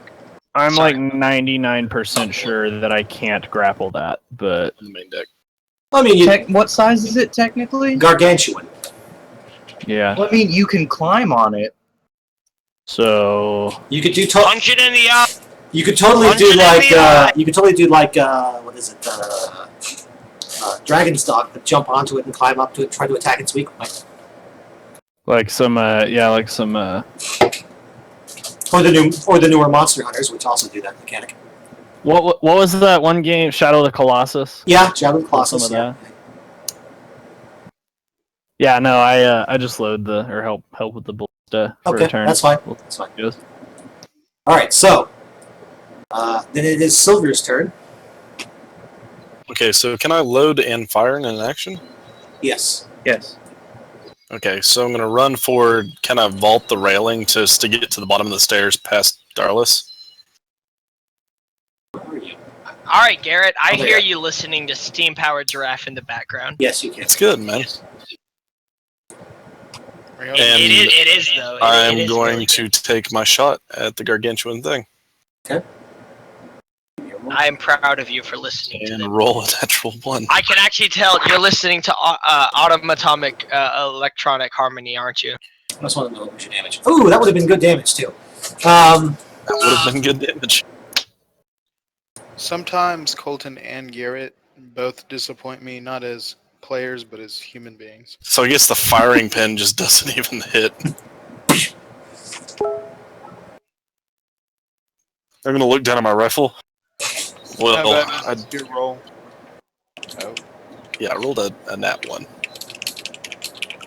Well, That Okay. wasn't supposed to happen. that's a pretty critical failure. Is that what happens when things blow up? Yeah, did your rifle just blow up? Technically, my Yes. class doesn't have misfire, but I don't know what Matt wants to do. For now, I don't have the misfire table handy, so I'm just going to ignore it for now. We'll deal with that later. Thank God. It is the shipbreaker's turn. So it's been hit by 2 crossbows. It's not too terribly happy about that, but they're really like being bitten by mosquitoes to it. I mean, it's the size of the boat almost. So it seems more interested in the ship than in you, actually, because it hasn't attacked any of you. But none of you have gotten close enough into its reach either. So it rams the ship again. And since Sydney is the one driving now, Sydney has to make the save. And Although Sydney should be the one making the save every time. yes. Watch, she's gonna roll worse than I did. Give me just a second. Sydney. What dex? Strength.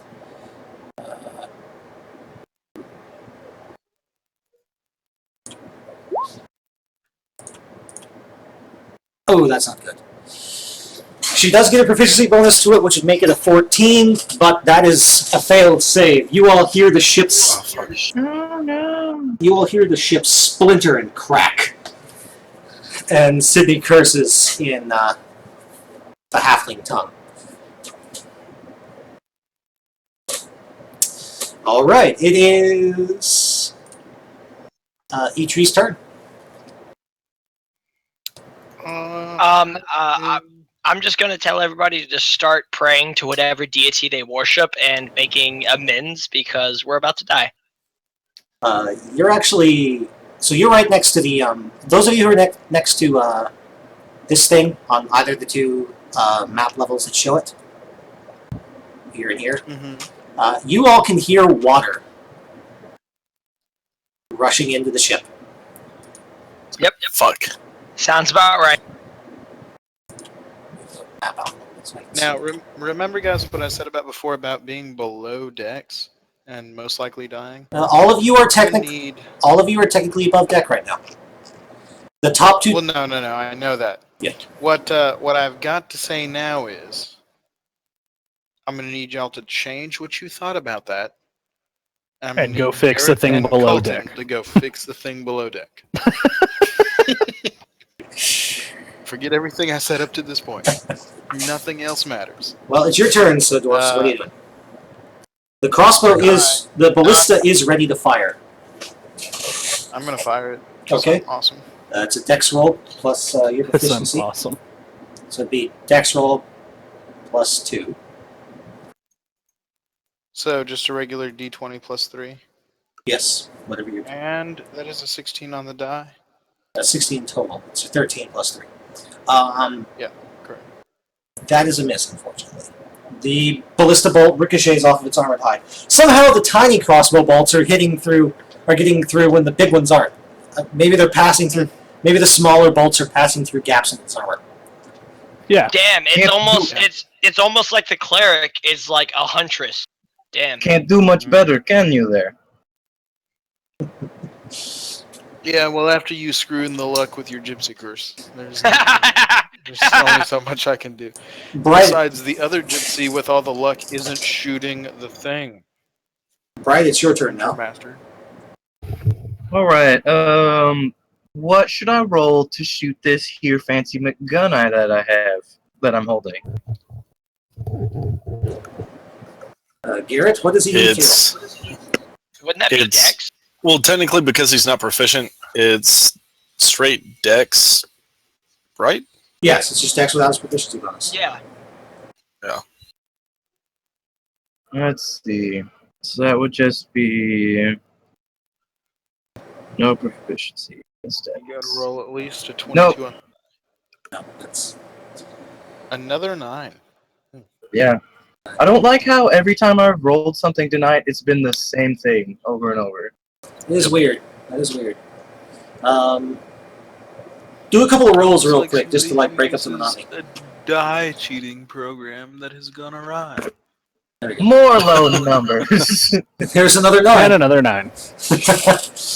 All right. Jesus Christ. Sydney. Let's see. She tries to make a check to maneuver the boat away from the serpent, kind of change its heading. So she is going to make a dex check to try and finagle the ship.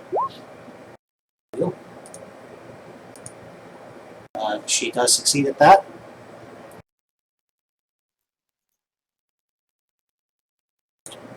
Oh, that's nice.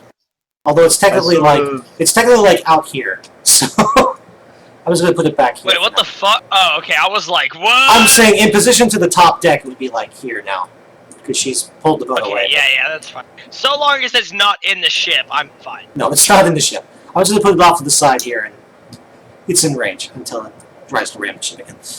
All right, and it is going to use one of its legendary actions to try and recharge its. Well, No. it's coming around. And Darlis, it's your turn. You're on the lower deck of the top decks. Yes, Sydney told us about a teleporter. That is like a thing that unfolds into a permanent teleportation circle, which might not be a good idea to activate in the boat that might be about to sink. Yes, but she told us where it is and where to avoid it. Yes. Oh, you're going to try and retrieve it. Yes. Okay. It is. Where is it? It's going to be in Sydney's quarters, which That's are a here. good idea. If we can fire it with the ballista, we can teleport the monster technically to wherever we want. I am pinging the room. Good, I am pinging the room Good where idea. it is. So the portal is in this room here. Who don't we like? Yeah, I'm going to, Just double move and jump to the other ship. You can, by the way, this is open to the floor below. So this here, the thing that I'm oh, pinging, perfect. is open to this square here on this map. Oh, perfect. Okay, this has a ladder, right? Correct? No, it's just a cargo well. Like, it's open from when Sydney jumped out of it. So, it's a 10-foot drop. Alright, 10-foot drop down 10 feet, then move 10 feet into her room, pick up the portal. Okay. It is in a it is in a box, but she told you where it was, so you're good. And it is in my inventory now. What do I mark it as? It's called a runic portal. So RUNIC, and then portal. Portal. Of black magic. It literally basically looks like a giant six-sided die with a bunch of symbols on it. It's about a foot to a side, basically. Okay, cool, perfect. Throw that in my inventory. Do I see water coming in on this level? Yes! There's a big hole. And I'm assuming the hole is like right here, Yes, the hole's right there. and there's a door right here. There is. Okay. And these are the repairing stuff, right? That's the ladder down into the hole there. It leads down to there. You have a pretty good idea that that lower level is probably flooded. I mean, And I'm the only one down here, correct? you are the only one down here. There's no crew. The crew was left off at Wavecrest. It's just the ship is magically operated. And the magic is doing nothing to repair the ship? No, the magic just operates the rudder and the sails and all that.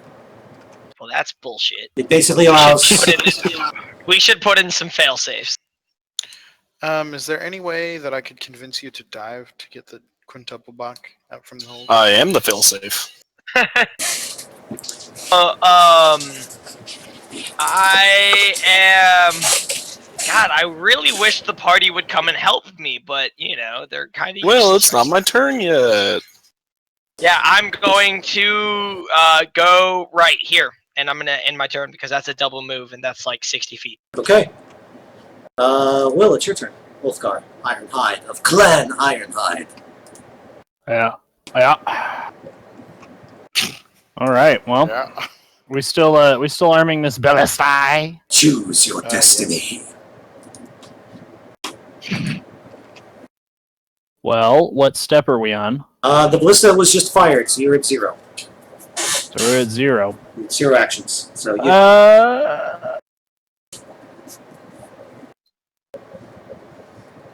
I'm going to. Remember, Yeah. Tree just told us to repair the ship Yeah. instead of firing the ballista. Yes, I'm- because we have the manpower to repair a giant hole under deck made by a sea dragon. Shut up and repair In- the ship. In the middle of combat. That's a really touching thought, and as much as I would love to do that, E-Tree, that's probably not going to happen. And even if it could happen, my character is not particularly suited to repairing things. I asked Spark and Darlis to do that actually. I was already because below two the deck. people may starting be here. able to take a bunch of pitch and some planks and cover up. one Well, of I the wouldn't lower know. decks. I'm not down there. I don't know how big the hole is. But Yeah. what you're I supposed to am find- going to do is The hole is about the size of a Mini Cooper. I'm going to try. That's not that bad, surprisingly. I'm going to try to help load the ballista again. Wonderful. Okay. Wunderbar. Silver, it's your turn.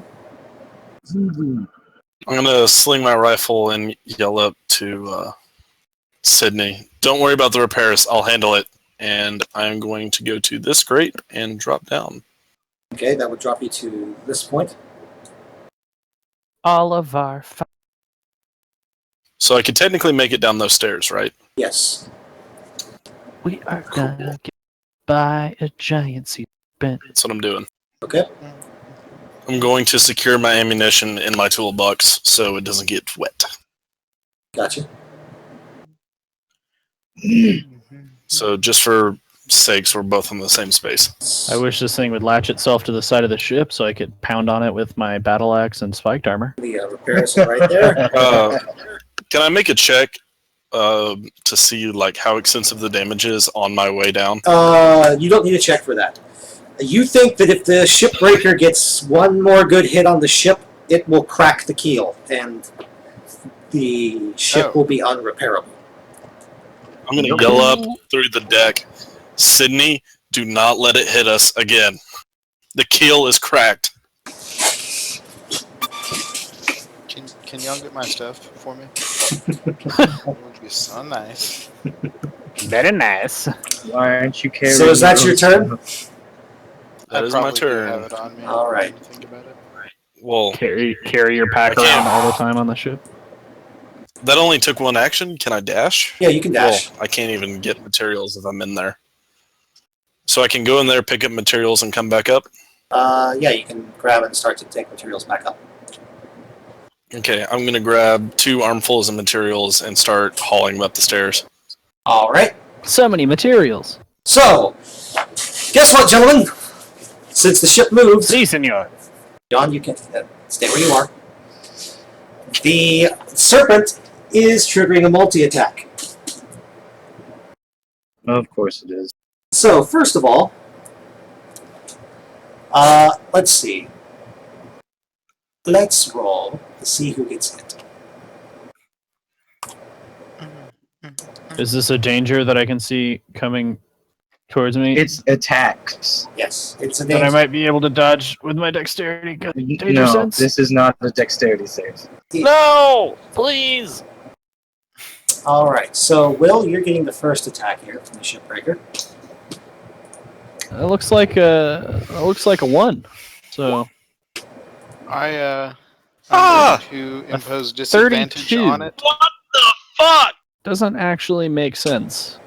How does that not make sense? I don't think that is properly structured for this level. Wait. That's a 20 plus an 8 strike plus a 6 proficiency bonus. No, that's not a crit. That's not a crit. That's an 18 plus an 8 plus a 6. Oh my god. Well, Yeah. to be fair, I'm using my shield to impose disadvantage. Aha! Aha! Miss! Miss, Valkyrie! Yes. All right, dwarf. Aha! This shield has saved so many lives. Dwarf, It's broken. it- What's your AC again? 17. Other dwarf with the shield. It attacks you with its tail.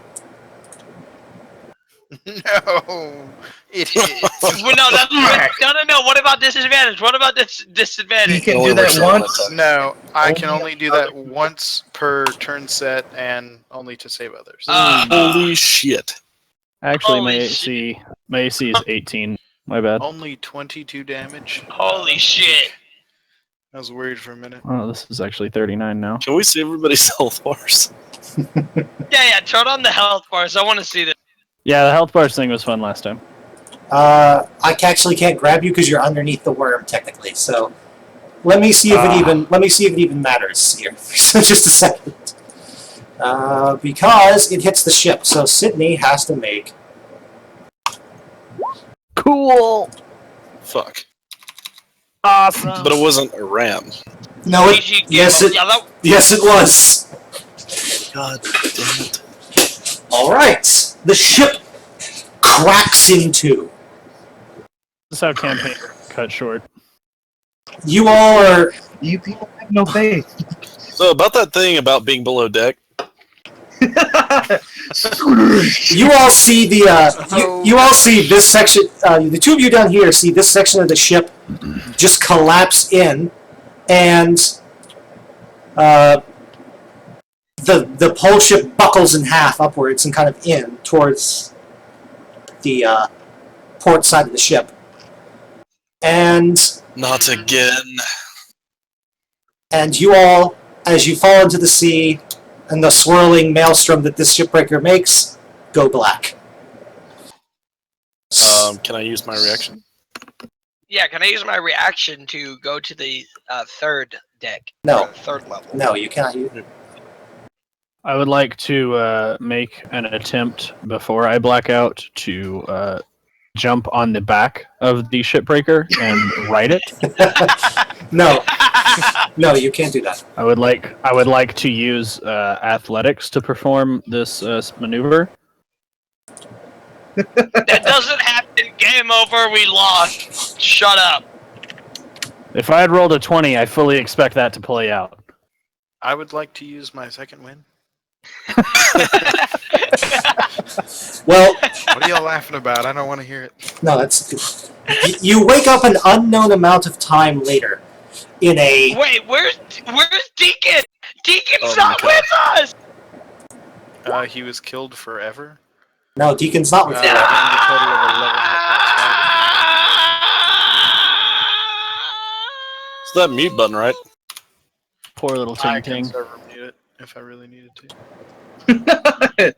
Server mute. That's Hey, there he is. He's in the water. I'm immediately gonna jump in the water to go save Deacon. No, he's on the rock with you. I was just dropping him out. Okay. Okay. All right. You all wake sometime later in a sea cave of some kind. You can see pieces of the windward wave floating in the water all around you. So this is a sea cave, as in like the sea goes up to a wall, and this is a cave in that wall, not like an undersea cave that is an air pocket. The first one. Right. Does waking up unconscious, beached after a shipwreck count as a short rest? No. Rats. You all. All right. Well, We okay. Tour. Okay. All right. I get that reference. We wake up from short rest, and being natural-born hunter I am going to see this plane across from where we wake up and jump into the water and make my way across and start trudging deeper into the cave. Okay, before you do Pretty that, ballsy. We don't even know what's going on, man. I'm actually gonna. Yeah, but I'm I'm a natural-born hunter. Yeah, I actually want to keep you in the initiative order, just so I can kind of better control what y'all are doing. Yes, I remember what you were saying about that. So there you go. Okay, so John, that means John.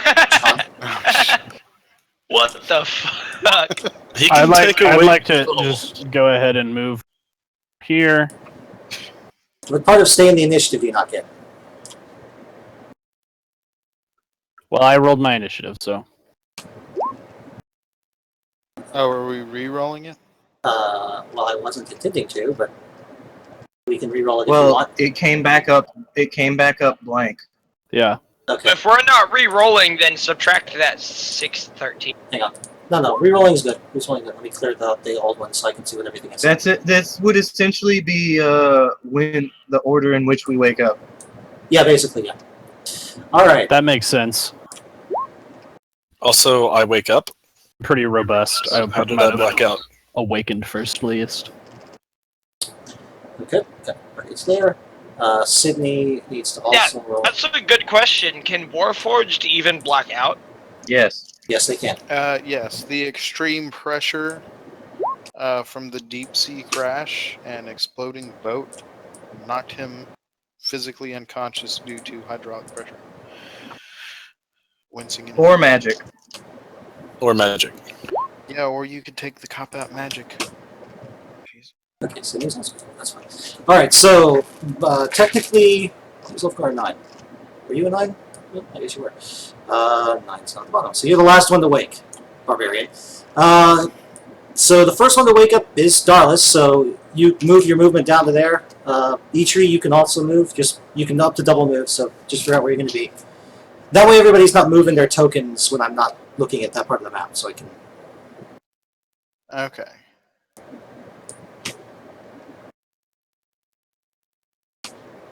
I didn't want to be this far over. Move back here. Jesus Christ, you jumped across half the fucking map. Well, I didn't mean to. Oh, wait, can we double move? If you want to. I mean, yes. you can, but why would you just literally run away from the party right after we wake up? To get a better scouting position because I'm an archer. That's not Okay, correct. I'm gonna move to right here. Okay. And And suddenly, monsters John. and traps. Yeah. I mean, if you're gonna scout ahead, maybe you should stealth and make some scouting checks. I'm butchering. all right, so you're just stopping right at the entrance there, John. What will? Yeah, I'm stopping right here at the entrance. Okay. I'm waiting As- for the other dwarf. As I come to, I look around and is everyone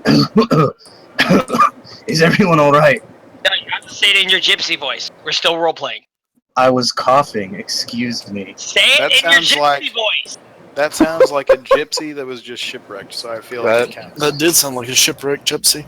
How Wait, deep is that is what this just- water? Like right next to, like right Wow. here? It basically That's a really big thing. it's basically a beach, so it comes up to basically like a shore, basically.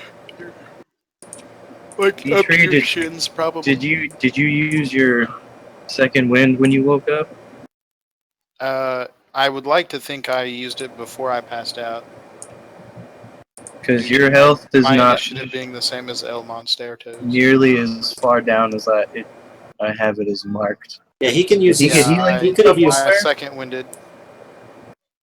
Yeah, Alright. I rolled What- for a second wind. How much healing did you get? 11, which is exactly half the damage I took. Alright, so you're at. You actually. I walk over to I'm Eitri at and 20. I look him over. Like, you. You look better than when the boat went down. Good. Where has Darlish run off to? He ran that way. I don't know. That is my turn. I just walk over to Eitri and look him over. All right. I'm going to say he looked possessed like by a demon and ran off into the cave. Silver, it is your turn. I'm going to stand up from whatever horrible configuration I was in and immediately reload my rifle and step over to Sydney and lean down to her and say, "Wake up! We need to secure the area." Okay. And then Sydney is next. She wakes up. Is anyone else hurt? Doesn't look like anybody else is hurt. Nobody else took damage. I mean, the Eitri did protect his The boat friend. took the brunt of the damage. Yeah, the boat How took. fortuitous that while we floated in the sea for however long, that we are all fine. Sydney mutters to herself and moves over to here, trudging through the water. She has a rapier and a dagger and a shield and a whip on her equipment. You see her grab the shield, kind of flick her arm, and kind of throw the shield off of her arm, and rather than clattering to the floor, it sort of floats in front of her. She then draws her dagger in her offhand. Mm-hmm. It's a new trick. And Will, it's your turn. Indeed. Indubitably. So we're just moving clean across this water here. 10, 15, 20, 25? Yep. Clean? That's yeah, I'm gonna move there. And I'm just gonna be ready. I'm just gonna be preparado. Para los encantadores. all right.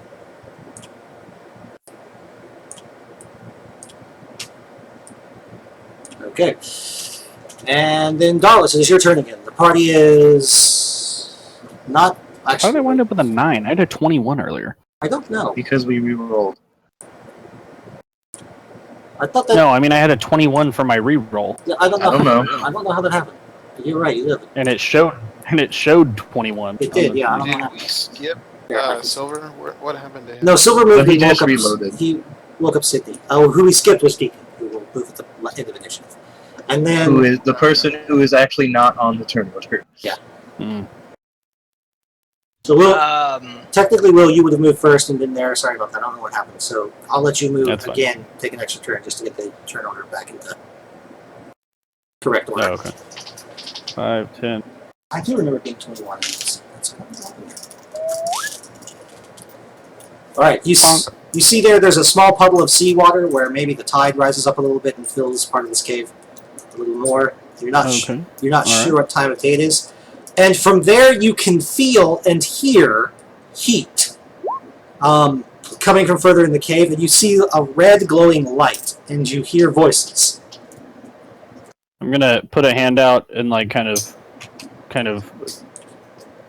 think special ops silently stop Darlis.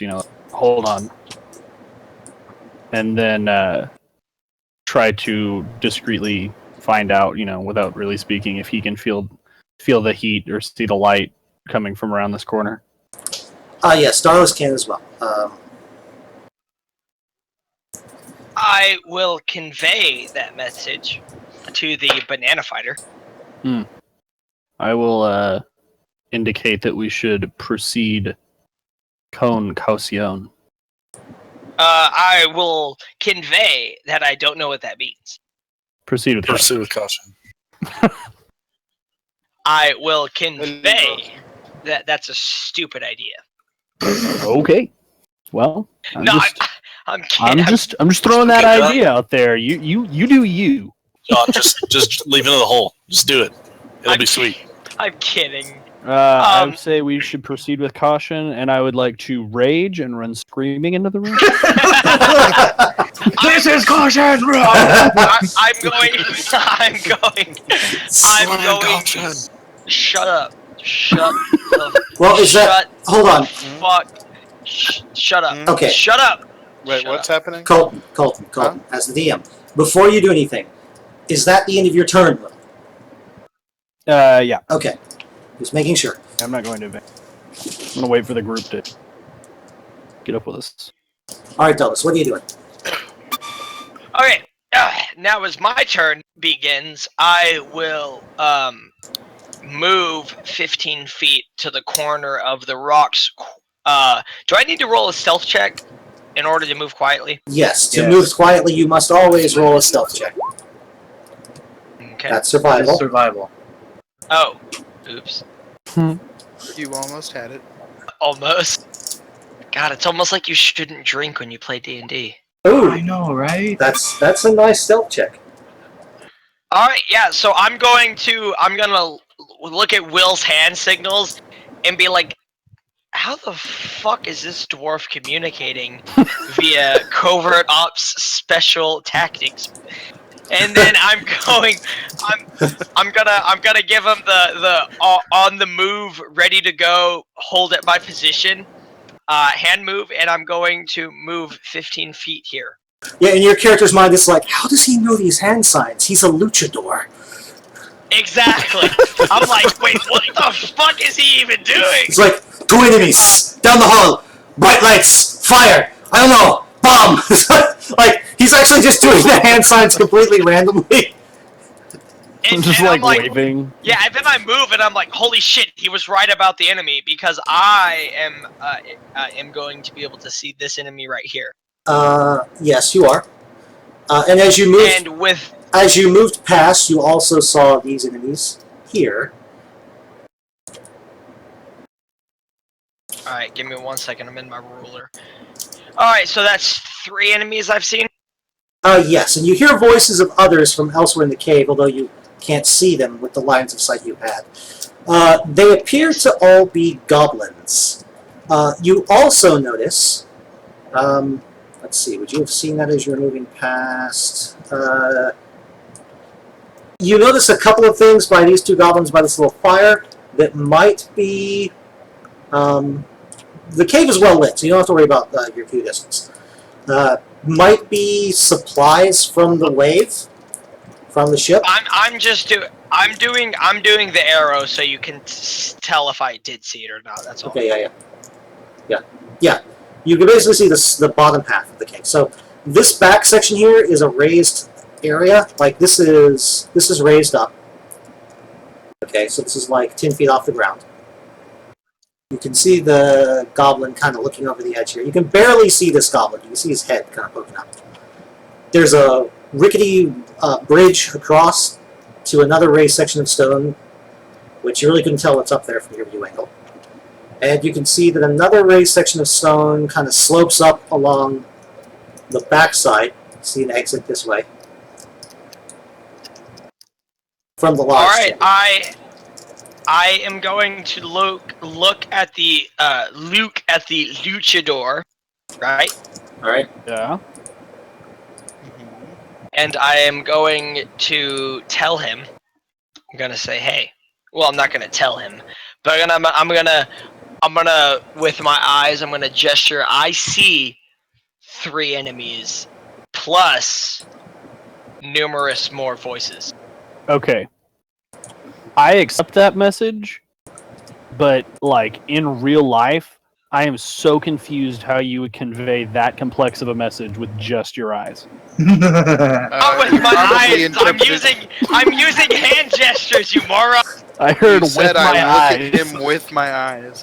So basically, William, he's like looking into your soul with his eyes. Are you using and some of that trying black to tell magic you on that my he really dwarven likes soul? you. I'm using the gypsy magic. Some of the gypsy magic. Well, the Vistani do literally have Flat out confession. the No, yeah, Vistani, it's called the eye. It's like the evil dark eye. or Yeah, the something. evil eye. Yeah, the evil eye, exactly. I have that ability. I literally have an ability called Evil Eye. Okay, so there's 3 to the left inside, 1 to the right, 3 I- elevated. No. I tell you that there's 1 directly in front of me, 2 to my left, and an undisclosed amount above that. Right. But I do that all conveying with hand and eye motion. I'm strongly considering trying to linebacker tackle this monkey thing directly into the lava pit. Good luck moving that far. With that being said, I am going to Hunter's Mark this motherfucker, and because it's not in my spell list and I am proficient with it, it does not account. It does not count against my active spell list. Okay, yes. I learned that. Yes. Yeah, Hunter's Mark him, Okay. and It doesn't count against the spells you have prepared. You still have to use a spell Yeah. slot to cast it. I don't. Is I read that I don't have. I read that I don't have to use a spell slot to cast Hunter's Mark. You have to use a spell slot to cast any spell. Shh, you're wrong. It's okay to be wrong. Anyway, DM? anyway. I'll have to check that. I'll have to check that custom class he has because it may be a feature of that custom class. Ah. But no, I'm not gonna. No, that's a I'm not gonna yeah. bother with it. Anyway, The cheatador? I will check it when I can, but currently I cannot. I'm going to ready an action to let loose a arrow into this goblin's face. As soon as he turns towards the party, or reveals our location, I will have an action ready to shoot him in the face. Okay. And that is my turn. All right.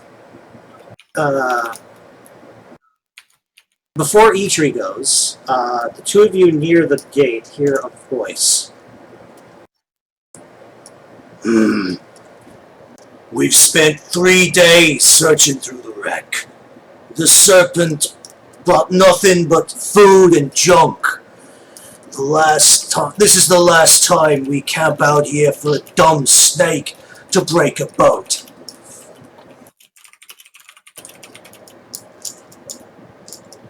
And you may now go, Eitri. Interesting.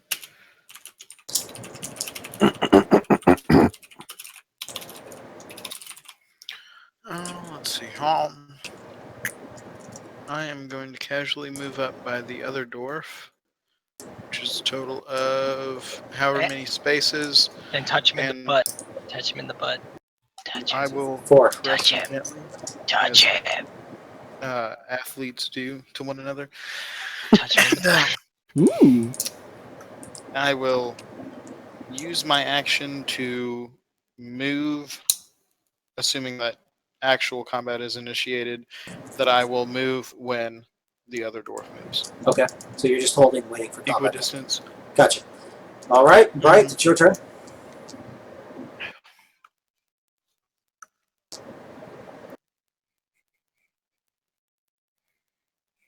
I'll move up behind the dwarves and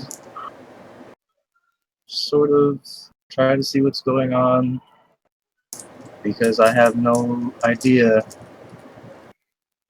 there's something in the cave. I'm assuming that Will conveys to you with his odd dwarven luchador hand signals what's going on. This all makes sense because I was a street urchin. I did have to figure out how to urchin in the streets with the other urchins. Urchin in the streets. How That does is- one urchin? Moving with the payload. Moving on, Silver. I will ready an action to dash and move along with the rest of them. Gotcha. Silver, it's your turn.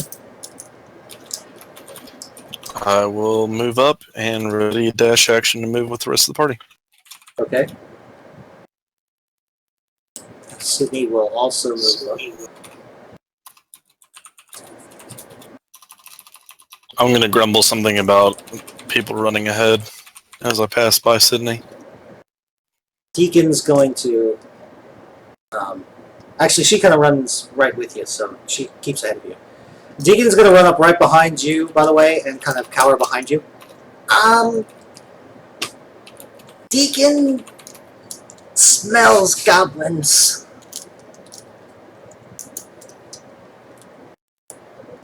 Goblins? Deacon kind of nods to you. Well then, this should be easier than I thought. Ironhide, it's your turn. All right.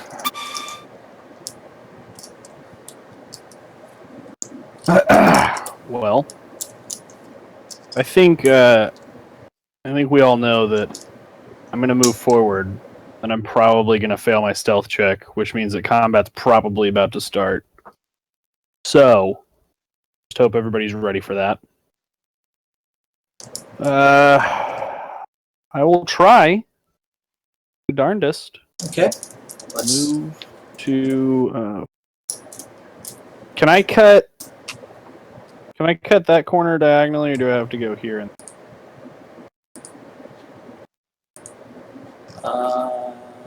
No, that's is that a hard corner? that is a hard corner. Okay.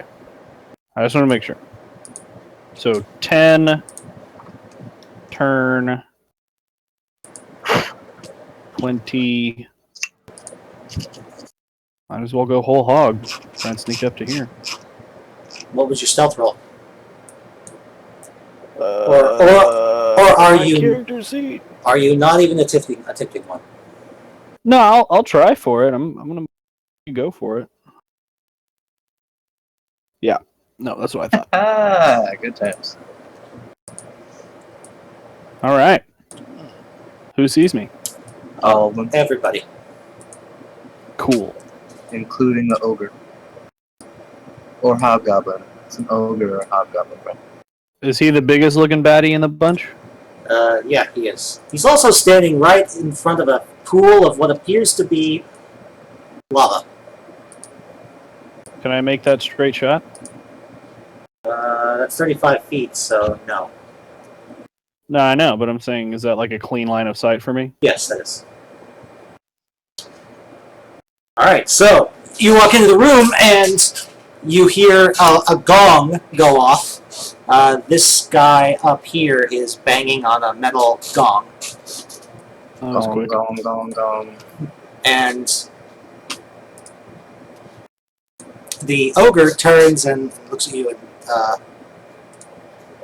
who are you then? Where's the ogre? The ogre's the big one. Yes. Excuse me. Okay. Yes. Yes. Yes. I am he. Cool. I'm gonna say something cheesy, like your worst nightmare. And actually, no. I'm going to remark that I'm surprised that he doesn't know who I am, and angrily grab a javelin Okay. out of my pack. I would first like to rage. Okay.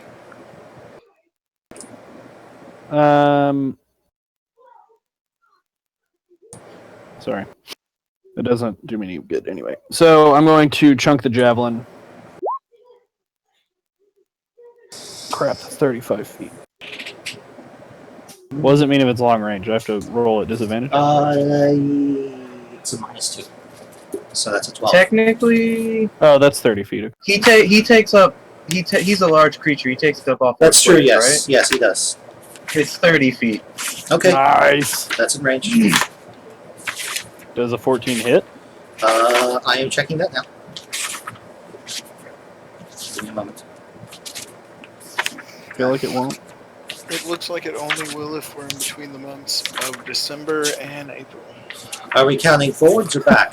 I mean, because, the direction you go on the calendar makes a difference there. Yes, both Oh, ways. only forwards. If we were going backwards, it'd be 41 would be the number. That hits. Cool. I Yeah. feel like that's really low damage. Good job. Well, that's a 2 plus 5. So It is Damage. He. Alright. Oh! You attack me in my own cave! You will die, puny dwarf man! Alright, and I feel like we actually could have talked through this.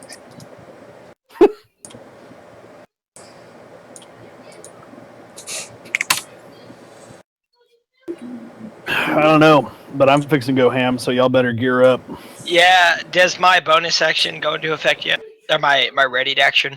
Technically, your ready to action could have triggered the minute the goblin started banging on the gong. Yeah, that's Like, what I'm. dude. That's what. Immediately. Okay, cool. But that's what I'm asking. yes, it triggers. All right, cool. Yeah. So this is my attack roll then.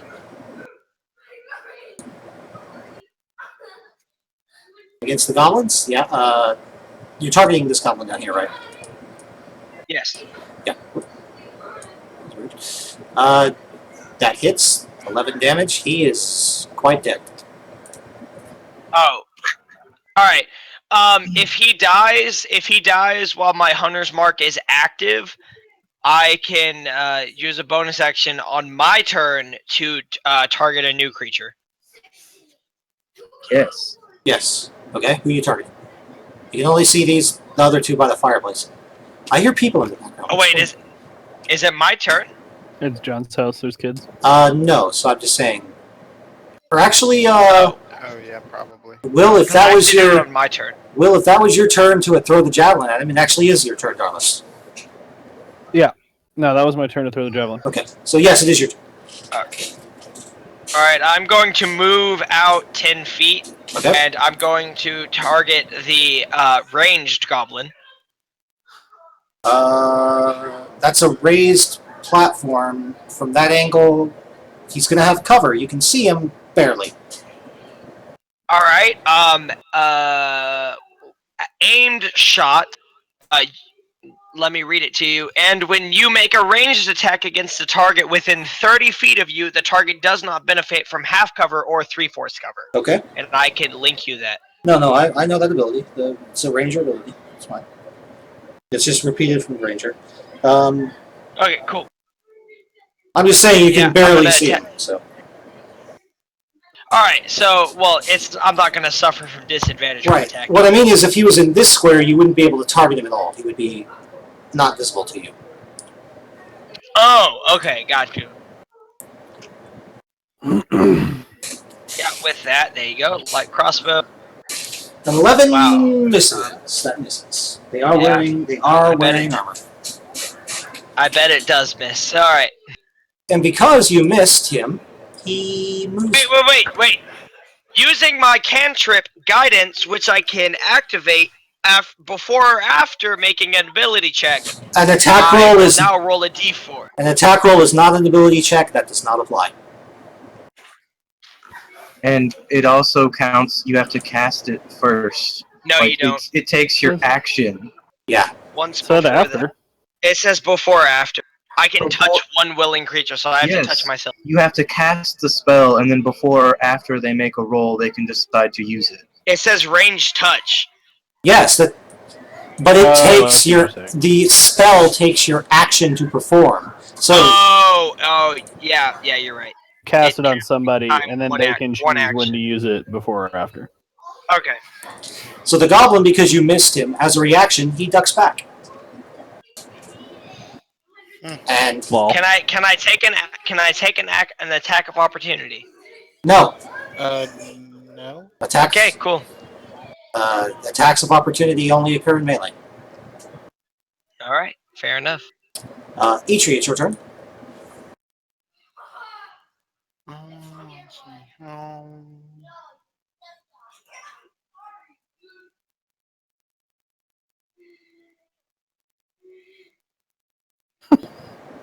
Let's see. Shouldn't your kids be asleep, John? Like it's 10:30. It's a school night. It's a summer. It's you summer. I was thinking about that, but then I realized, well, Colton's still awake, and if Colton's awake, then the kid should be awake. It's perfect. I can Excuse excuse you. why the kid coming through the speakers is still up when they have to go to bed. It's just not. Excuse you, I'm Jewish. I operate on a different time frame. Amen to that. That's not how that works. You don't know that because you're not Jewish. So I actually am. I know I don't- exactly. I'd plan I actually belong to. appreciate if you would stop with your microaggressions against the Jewish race. You're triggering me right now, and I won't stand for that. L'chaim. I feel like you're trying to be funny, but it's. L'chaim. L'chaim. And with that, Do you have any ranged I will weapons? take the dodge action. Okay, that's a good choice. I do. I'm just going to take the dodge action Fair enough. to get benefits. Very good. Benefit. Then, Brian, it's your turn. Instinct. You do see, Eitri, that there is a very large, like 20-foot square pool of lava right behind this. He looks like a kind of a scraggly, giant-y looking creature, and he's covered in chains. Like, it looks like he tried to make chainmail armor out of like the anchor chain from the ship. Interesting. I could have done I that. don't know. From where I am right now, I can see. Can I see? Where's this? Like, how high is this ridge right here? The ridges are all 10 feet maximum height.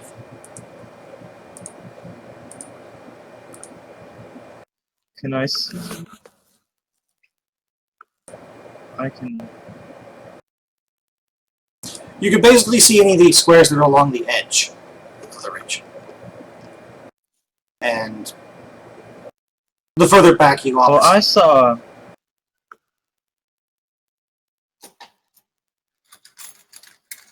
that would be hard to see unless you like jumped to get a view. Well, I'm just that I can't see him right now because there's the wall. That's true, yes. Trying to see. So that's fine. From here, can I see either of these up here? You can see this one. And do I have line of sight to here or here?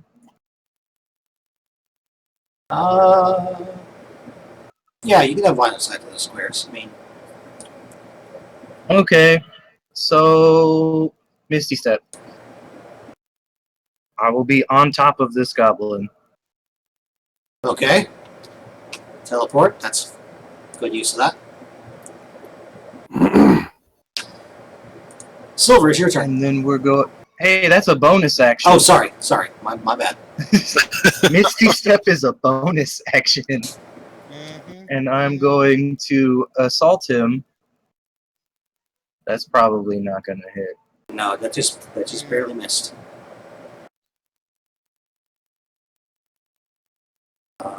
Now I'm done. Okay, Silver, your turn. Okay, I'm going to step up, lay the barrel of my gun on the dwarf's right shoulder, squat down, and take a shot Yes! at this one. Nice. Gosh. This one, just making sure. This one here. The one with the helmet. Yeah, you hit him. It looks like after you got a reliable bipod, your gun shot real well. Yeah, It's funny how that works. it's dead. It gets So I knock its helmet off. yeah, it gets blasted back and hits the kind of wall behind him, and the goblin next to him says, "Eek-a-cock-duck." Just in a I weird, hate these green, smelly bastards. just in a weird language. They speak in Goblin. You don't understand it. The giant seems to be the only one that speaks normal words. And when I eject the shell, it goes into Darlis's cloak. Okay.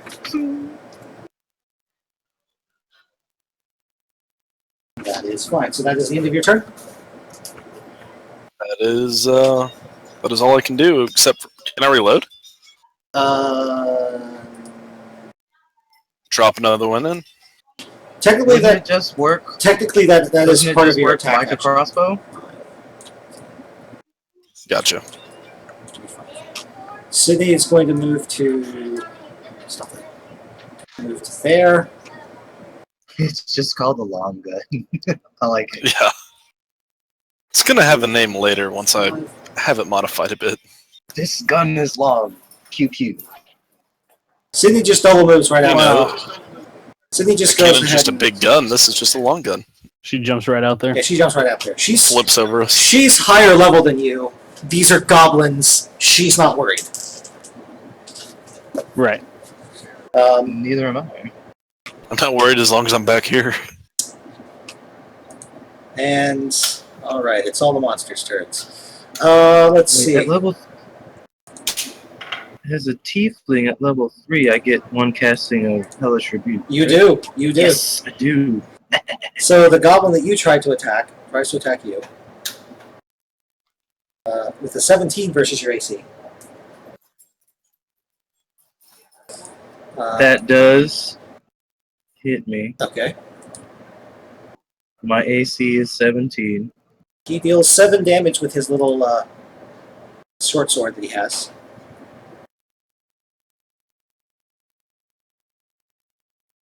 And are you going to? Well, That's actually pretty impressive for a goblin. he is going to get Hellish Rebuked once per day as a second level spell. So we're going to go ahead and spin that. He has to make a saving throw, does he not? A saving throw for half damage, I believe. Yes. Let me double check. Hellish Rebuke.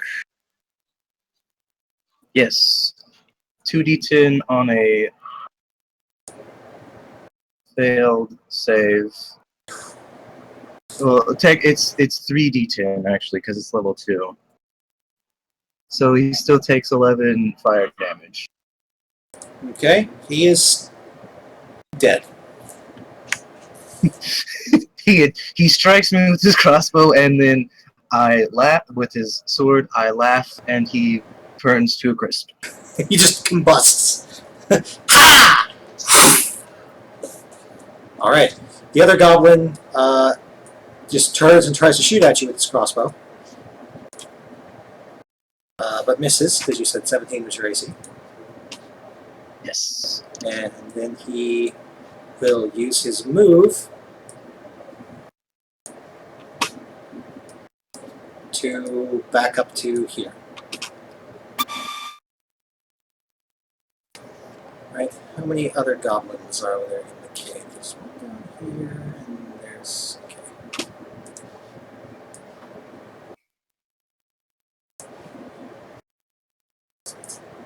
Ten. Actually, 10.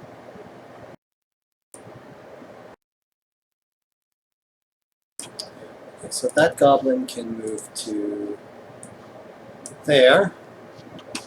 2 goblins from the far side of the lava pit run around to try and get at the dwarf, but they have to double move to do so.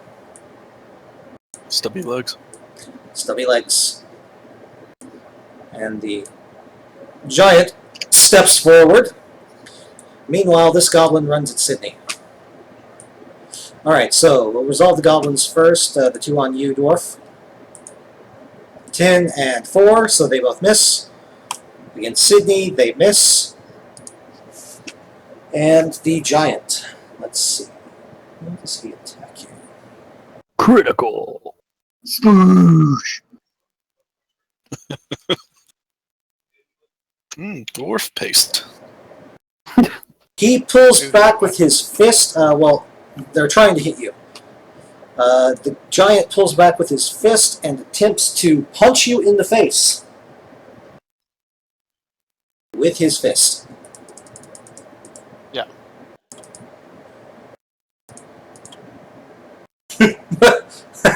No. I don't believe he hits it. Nope, he does have the double attack, though, so he will try to hit you with the other fist. Go for a 1-2 punch. And I feel Will, like why did you say the that? Haymaker hit on contact? Yeah, that hit did hit. So, Oh, wait. He also has to roll at disadvantage because I'm in the dodge action, by the way. fair enough. Sorry. Saved. Yeah, it's good. Almost forgot about it. Almost Missed let it by that much. Still a 20 total on the Well, die. But a flat 20 still hits me. But I will It's not a accept crit. But it's not a crit, so It that is does not- save you. It is not a crit. You take 8 damage. that. I accept 8 damage. Are you taking this off the L character, or shall I do it? I'm about to. Okay. There you go. Ouch. I just didn't want to double remove it. No, that's fair. That's good. I'm really depressed because I was almost positive that as a bonus to dual wielding the dueling shield, that if I ran and attacked with it, I could shove somebody back on a successful attack. But You can take a feat to do that, dude. There's a feat you specifically can for take that. a feat. So, But it is your turn, by the way. I will rage. Rage! Hold on. I've got to do something real quick. Da-da-da. Rage, blood, fury! Okay, I'm done. I will scream my usual tagline. Quivering fear. Hold on. I've got to. Quivering Yes, fear, something else. puny mortals. Like, somehow there is an announcer whenever you turn. Kind of awesome. Just a disembodied, like, ethereal announcer. Yes. You paid actually to have. That needs to be a thing. You paid actually to have a minor enchantment placed on your armor. It doesn't do anything else but that. But when I rage, that happens. Yeah. His armor is sentient and is an announcer. Yes. That I sounds will- terrifying. I will place the good old monkey grip on King Big Bones over here. Okay. I'm gonna try to anyway. I would. I'm trying to grapple him, is what I'm trying to say. Gotcha. So. Really, Oh my god. really. Next time, try clicking the advantage button. Maybe it would not roll 2 ones. That's amazing. That's actually, I'm not even mad. I'm just impressed. I'm kind of shocked. Puny, puny dwarf, try to grab Ironbone. Ironbone will slay you, puny dwarf. Well, that's a thought, I guess. I can hear this from around the corner, right? Oh yeah, being loud. Well, I already used my bonus action to rage, I guess. So it's kind of where I'm at right now. Is just standing there looking stupid. Okay. Is it my turn? Yes. It's unfortunate. Yes, Darlis, it is now your turn. Okay. Question. Answer. Now the the goblin that was standing here, is that this goblin? Yes, he beat feet and ran when the tiefling teleported up there. And he saw the tiefling incinerate his friend. He decided he wanted no part of being close to the guy with the horns and the fire powers, so he cowered into the wall. Alright, now tell me, if I move 15 feet that way, will that give me sight on that goblin? No. Well, wait, that is raised. Yes, I will let you. Well, no, Well, he's also looking around. There's the wall. there's a wall, a hard corner there, so no. So your line goes to the wall. Alright, so if I move 5 more feet, Thief and your. Yes. And, Yes.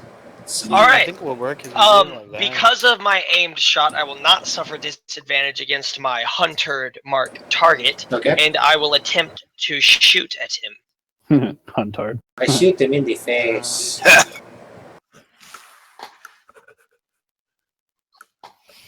All of a shoot sudden, its all those face. names suddenly stick. Does a 14 hit? A 14? Yes. Yes! And that will be 6 piercing damage plus.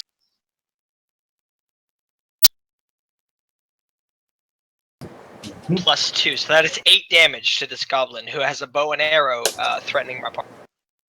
8 damage? Okay. Wait, he does have a bow and arrow?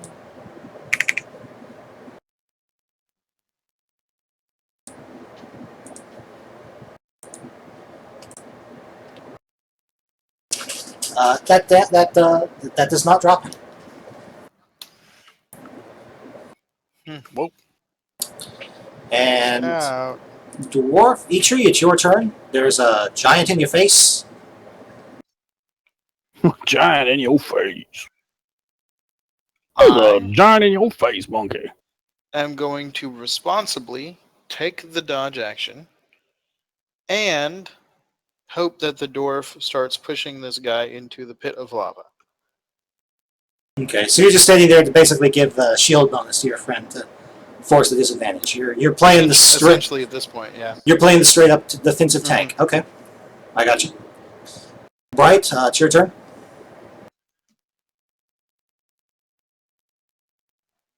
Are you there, Thomas? Okay. Okay. No, I'm not here. It's only 10 feet down, you said, right? Yes. Could I make that jump without taking damage, or do I need to make you a check for that? It's for that height. It's a DC 5 acrobatics roll to reduce the damage. All right. So I'm gonna have to hopefully not roll a 1. Yeah, I didn't roll a 1. There you go. Pop right down behind this goblin right here. Okay. And we are going to hopefully I think that might hit. Yeah, I'd say that Just hits. I'd say that hits. So he takes so sad. That's And then less than ideal. the big ogre dude takes 8 fire damage. Okay.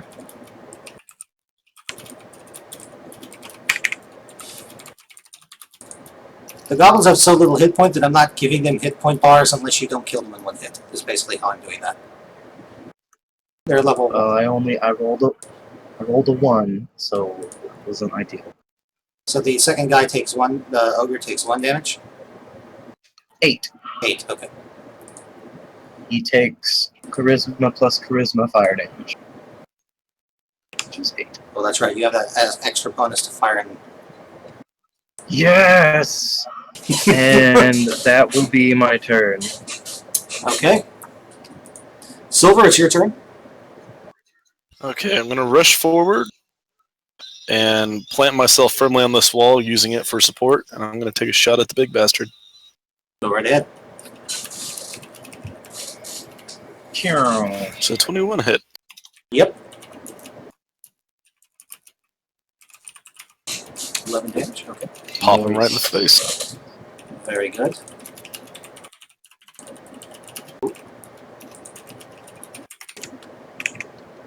He's not liking that. He's taking some damage, making him happy. I'm glad. I'm glad he doesn't like that. Okay, it's Sydney's turn. She is right up against this guy. I assumed she could take care of a goblin. Double stab. Well, she gets to stab it twice, so. Yes, she does, but she probably won't need that. Well, then she can stab that one and then the other one. Yes, she can. All right. So she is a swashbuckler, which means since that goblin has no allies next to it, she gets her sneak attack damage if she hits. So So it's just a smear. she hits. That's why did it roll the attack again? Oh, because I did that. What? Okay. Because you clicked it twice. Is it the wrong thing? Ah! She does 24 damage to that goblin and just obliterates him. Skewered! And then It for is some reason it literally diced. explodes. She Yeah. does that old samurai thing, slices through it, and then closes the blade, and then it falls apart. She has a rapier, so no, she doesn't do that. Then Yeah, she stabs it, and then for some reason it just falls apart. Then without turning to look, she basically flicks her wrist sideways and throws the dagger at one of the other goblins. Barely hits. Deals 10 damage. Okay, to that one next to... Yeah, that one there.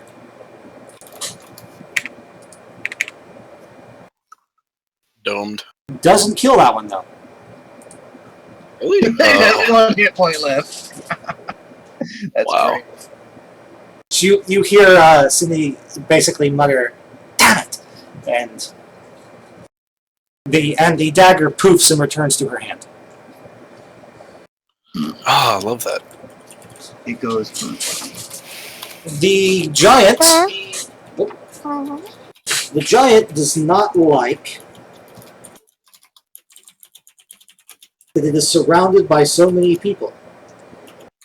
So it raises its foot into the air and slams it down onto the ground.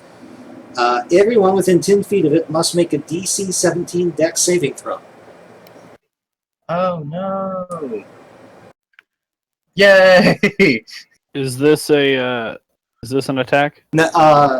This is a dexterity. You can see it coming. You have advantage. Yes. Okay. I as well need this dexterity saving throw. Just Everything within 10 feet, even the goblins. Okay, just making sure. You should really hit that advantage button, bro. I really don't think it matters. It may help you just a teeny bit. Okay, that's one goblin. Nice. It would make me feel better. That's still It a shouldn't matter. Ichi, that's still a fail. The It's- DC is 17. The RNG might be different if you actually hit the advantage button. Is all I'm saying. I'll try it.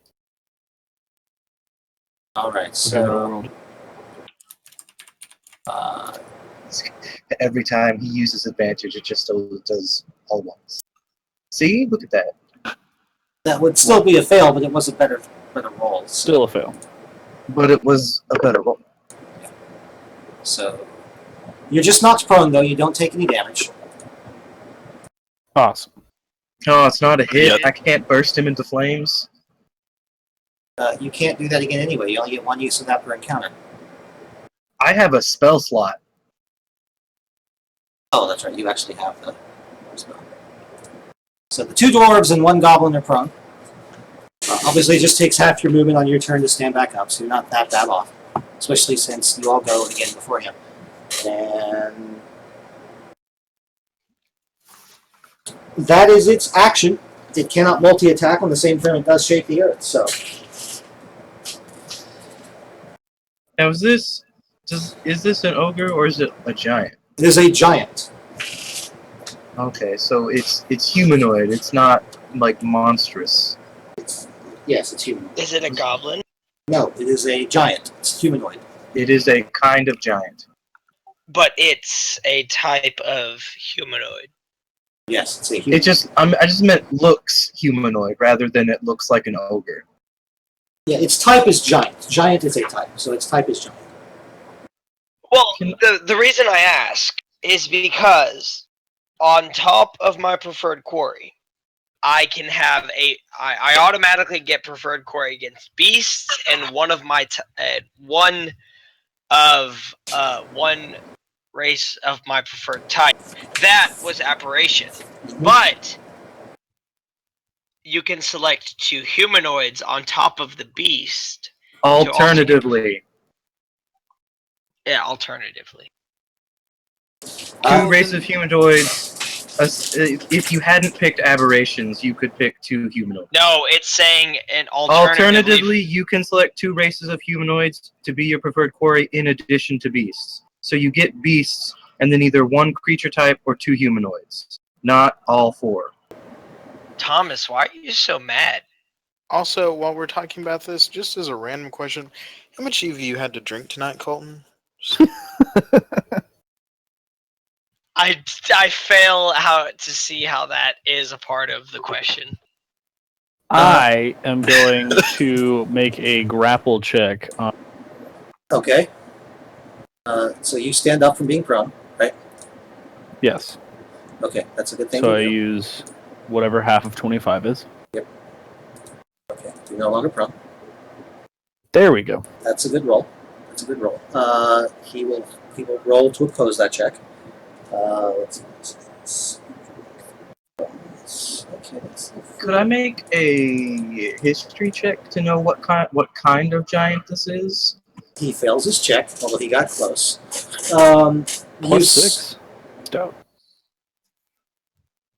You certainly can on your turn, right? Make that check.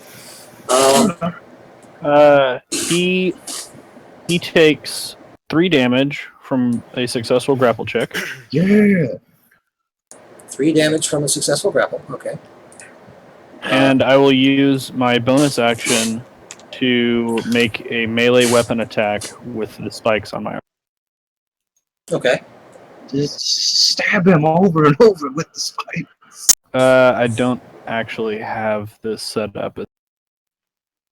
It is a 1d4. Oh, no, wait. If you attack, 1 melee weapon. So it's. If it's a melee weapon, probably all your 3 melee plus weapons 7. have the same bonus. So just roll one of your other weapons. And then just Yeah, roll it's just 20. It would be plus strength plus proficiency. Most likely. That's definitely a hit. 22. Yeah. Wait, whoa. Go away. You go away. And then this does 1d4 piercing plus strength plus 2. Okay. So it's basically a dagger while raging. Yes. 1d4 plus 7. Your armor is basically covered in daggers. 10 damage. Not bad. And I'm grappling him to the ground. You're pulling him. He'll be You're pulling him prone. All right. prone for the purposes of advantageous attack for my. Okay. So that was pretty good. That was a good round for you. Darlis, it is your turn. By the way, giants do not count as humanoid anyway, just so you're. Humanoids are the character races. Dwarf, human, half-elf. Okay. It is my turn. I will attack this goblin That goblin, alright? with a bow and arrow. Okay. Can I shoot him? Does an 11 hit? No. No, it does not. Wow, that's terror fucking bad. You barely missed. It was how bad did you say? Alright, I will move right here. Okay. Move in there. Very well.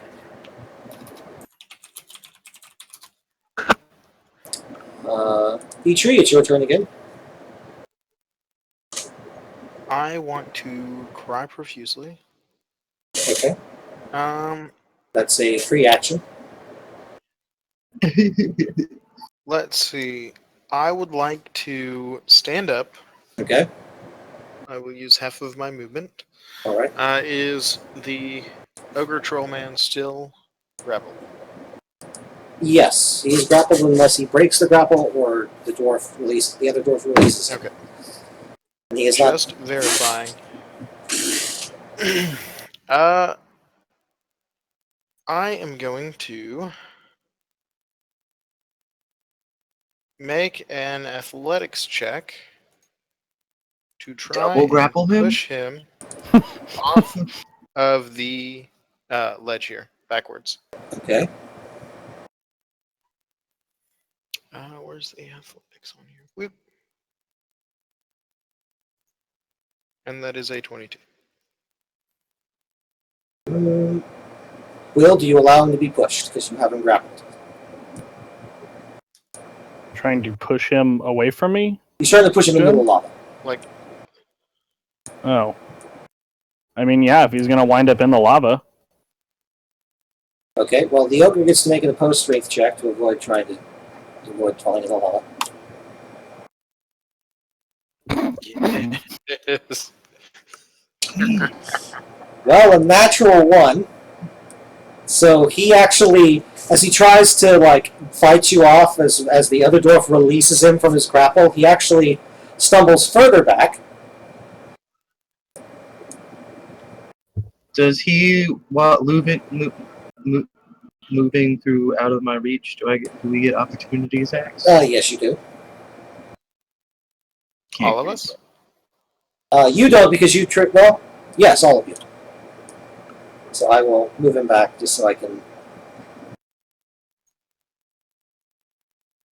That's a hit.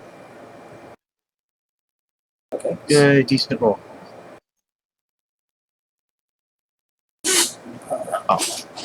The 11 doesn't hit. No, the 11 does not hit.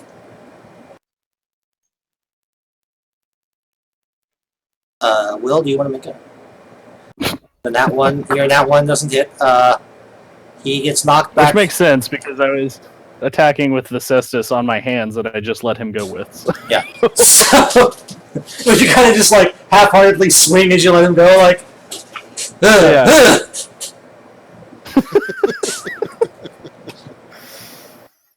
He staggers back into the lava, and you hear him go, "No! No!"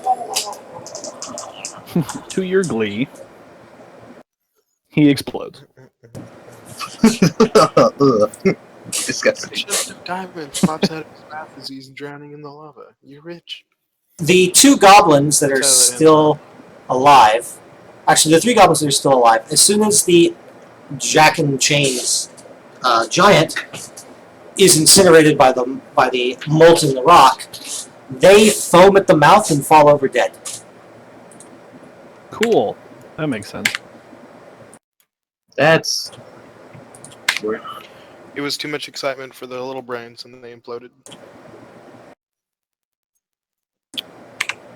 I would like to head over here to their dwelling. Hang on. No, you're not out of initiative yet. Okay. Things. You then hear from up to the north. Yeah! What's this then? What's going on out there?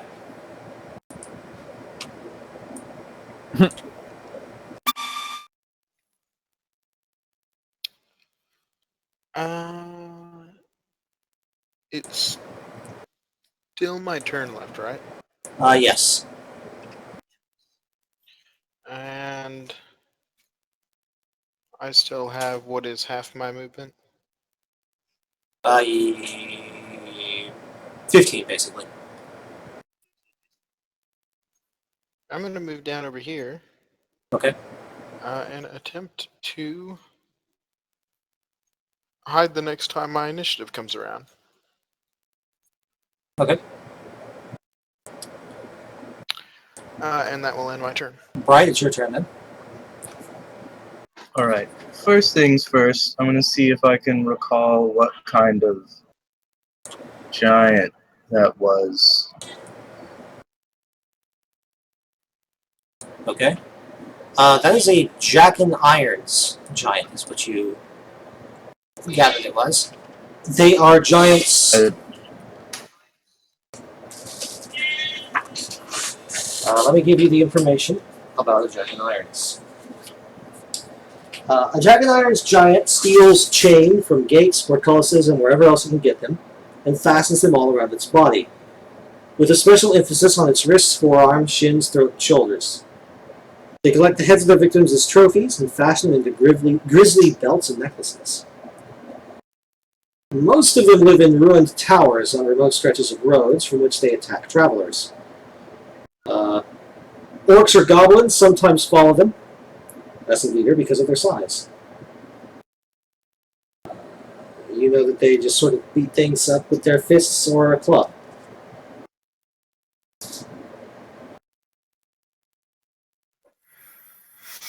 So Petrie is about at half. I'm gonna use my free level 1 casting of Cure Wounds. Okay. Bam! Take that 16 hit points, buddy. All right. I just sort of snap my finger and a spark ignites from my torch sconce, and a warm light envelops Eitri and heals him. Ranged Cure Wounds like a baller. And then I'm going to dart into this alcove. Okay. And that will be my turn. Silver, it's your turn. What direction did that voice come from? To the north. Okay, I'm going to move and reload. It came from this entrance. Entrance here. Okay.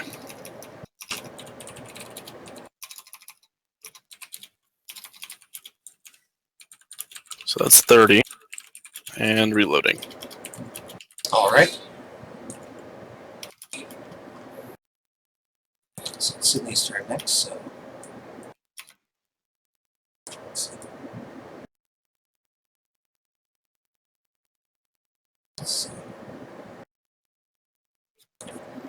Sydney just double moves to here, and she attempts to hide.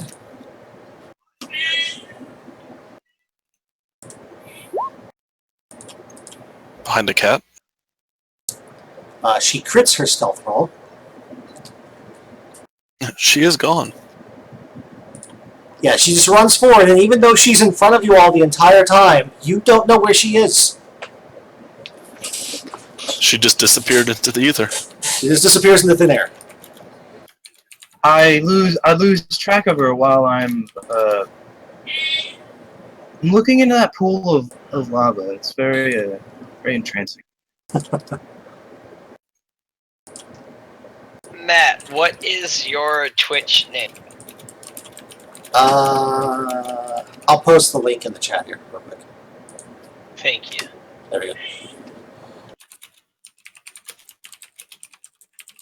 All right. Reset the initiative of this thing. So, let's see. Technically, it should have gone before Ironhide there, so let's adjust that. It moves to... I see no link. And then it moves to here. And you will see a second giant come out from this cave. No. What? Where's me brother? Who are you lot? It says. Are we gonna try and talk this one out, Bright? I mean, we've already killed everybody else. He'll be more difficult to talk down. I'm pretty. Keep in mind, there's no body of the other giant because you dropped him into a pool of molten lava. I mean, it burned everything. Technically, bodies float on lava, but at this point, it's just a pile of ash. Is anybody charismatic? Yes. I am a little bit charismatic. I am a warlock. I am somewhat charismatic. You know, it would be pretty funny if we made up some hilarious story about banishing him to a place that, like, giants hate, and telling him we'll do the same if he doesn't serve us. Do I know why all of the goblins died when the first one died? No, you don't. You do kind of see something in the ashes of the first giant in the pool of lava that doesn't seem to be being destroyed by the lava. But so he comes out and he's not like charging at anybody. He's just curious where his brother has disappeared to. Yes. Alright. If no one else attacks him, I may try to talk him down on my turn. But Can I try to make a check to see if I can see what it is in the lava that's not burning? When it gets to your turn, yes. Okay, cool. Will, it's your turn though. So what are you going to do? This giant does not seem to be immediately attacking you. Well, unfortunately, I'm enraged. it's true. That is true. That doesn't mean you have to attack. Oh yeah, it does. On the contrary, Well, then by all means, fuck him in the butt. That was I exceedingly homoerotic.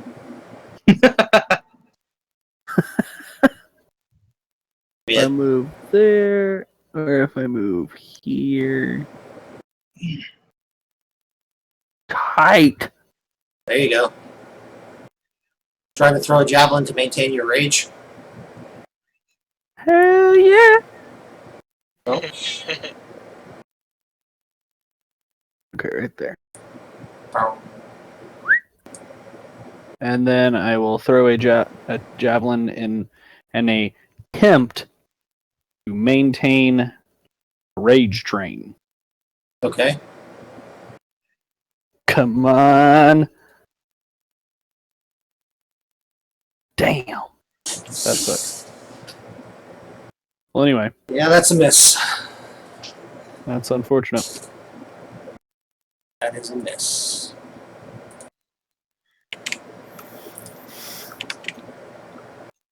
Okay. When you throw that, he goes, "Oi! What's your problem?"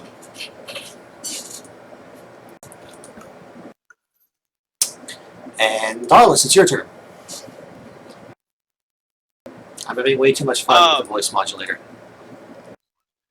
No, I think It's you're great. having. I think you're having the proper amount of fun. I had forgotten I had that until last night, and I'm like, I have a voice modulator.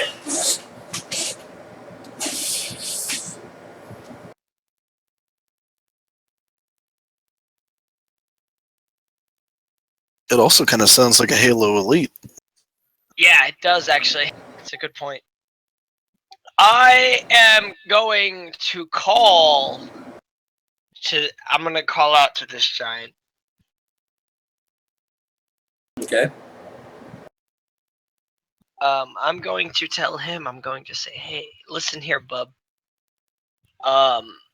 You're here alone in this cave, and there's 5 of us. So why don't you lay down your arms, and we can go about this in a more diplomatic manner." And I'm gonna roll that with persuasion. Very well. I was going to ask you to do that, but you're thinking ahead on that.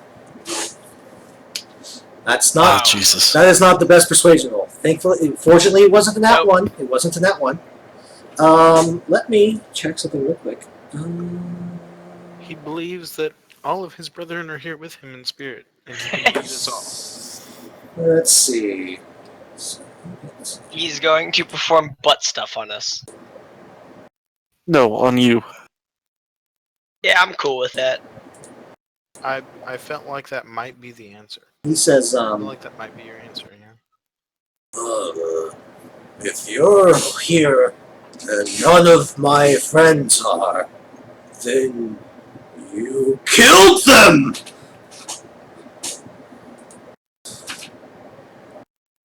And he rages. Nice. Oh god, he's a barbarian. I'm gonna tell him, yeah, probably you're right. And then, was my action the persuasion? No. Talking is a free action. Up to 6 seconds of talking, which you that was less than 6. You were good on that. So you can still take an action. I'm gonna say yeah, you're probably right, and then I'm gonna shoot him with a crossbow. And miss, but okay. All right. All right. Eitri, it's your turn. You said you were going to try and hide there? Perfect. Yeah, I was going to, but everybody wants to talk with him, like weirdos. Well, they shot at him, so I think combat is initiated. So if you want to stay there and like wait for an ambush, I mean, that's up to you.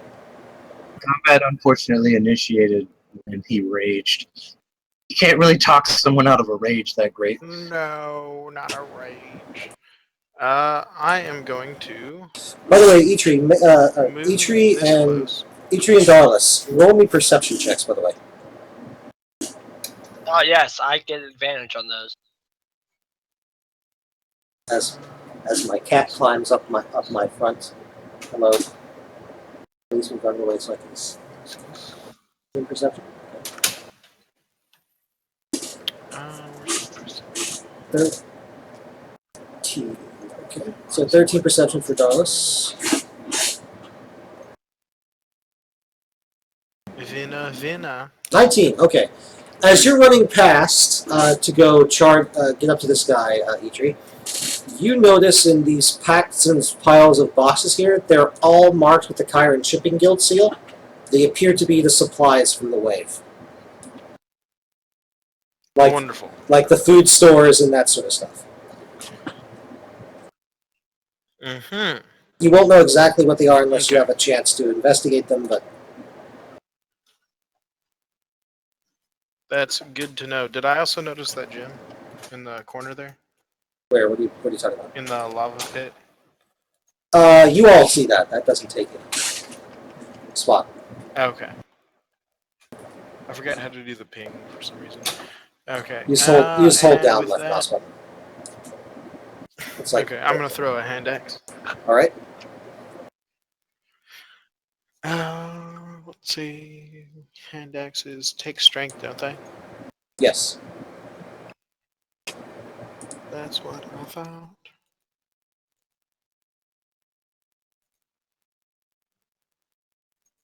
Okay. I don't know what that landed on. A 3. Rolled behind the things. That was a 3, so 7 to hit. I feel like that doesn't hit. That does not hit. Alright, I will end my turn Okay. with that. He's apparently very hard to hit with ranged weapons. Bright, it's your turn. So, this gym, how far is it in the lava? Like, is it on the edge? It is kind of floating around, so right now it's kind of drifted to this square. Is it within reach without me having to jump in? Yes. You could try your hand at lava jumping.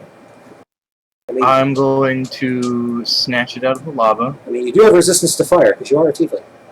Yes, I do. You only take 400 damage to You would only Halved you would to only 200. you would only take half damage from the 10d10 damage that lava deals. If I jumped in. Thomas, good sport he is. I would only If you were take submerged in lava, I'm it's resistant. 40 d10. They're pretty definitive that lava should deal enough damage to just incinerate you. Correct. Well, I'm only reaching in with my hand, so it could technically only singe off my hand and then knock me out. Yeah, so no, you're fine. You're fine. It's a large enough Unless object you were you to can fall in grab. from the shock. Because I'm assuming you're smart enough to Do I take some damage? well, I'm assuming you're smart enough to use a stick or something that you find in the cave. Like, Well, I this. mean, I would try to catch it with my. Is there a way to latch onto it? Is it just a stone?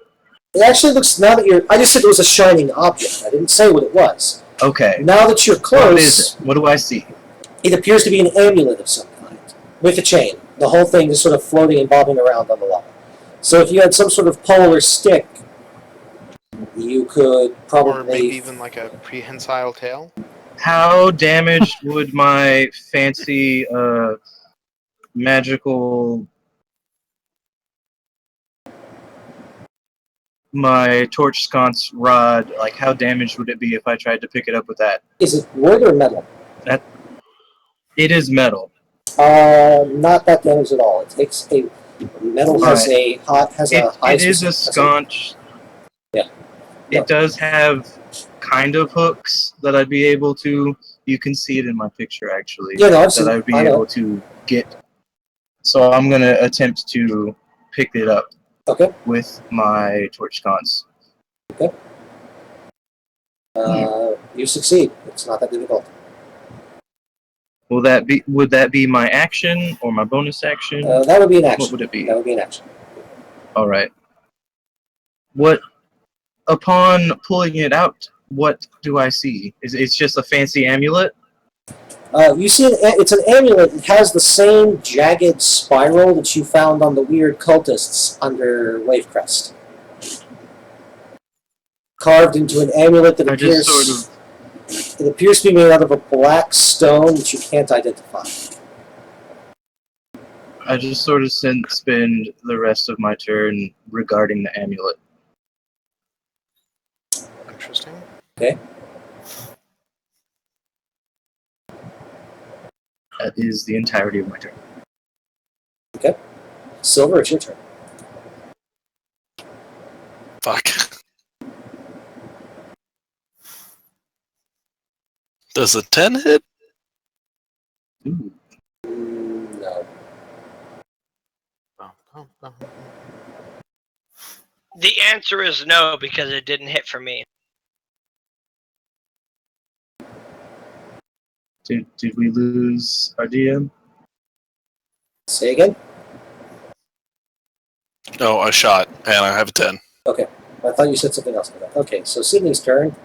Sydney's going to run up and right to here. As he fires the gun like right next to me, I sort of jump and almost lose the amulet back into the but it stays hooked on my torch. All right. Swashbuckler, Sydney is going to...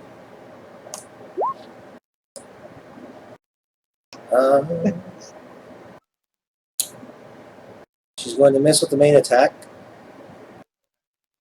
So she will offhand attack with her dagger.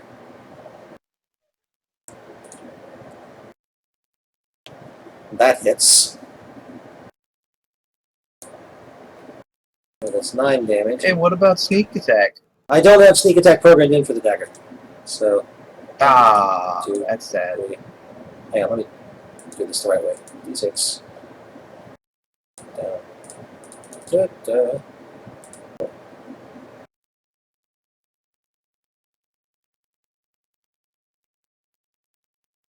Okay.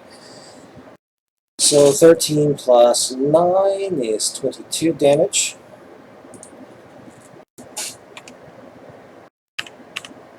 She is not going to let y'all fight this thing by yourself.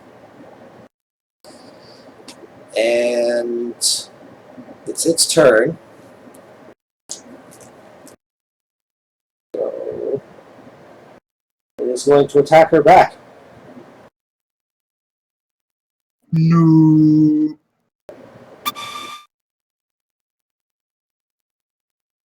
So it is going to... Let's see. It's going to move to here.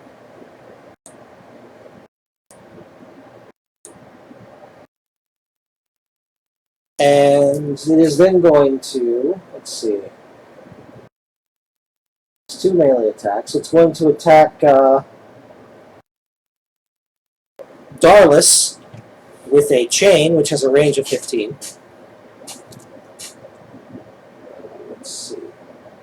Uh-oh. John. Chop, chop. There he is. Okay, sorry. No worries. DC for some random reason. So Colton, he's attacking you with a nat 1, so that misses. And then he's going to attempt to hit Sydney with his club.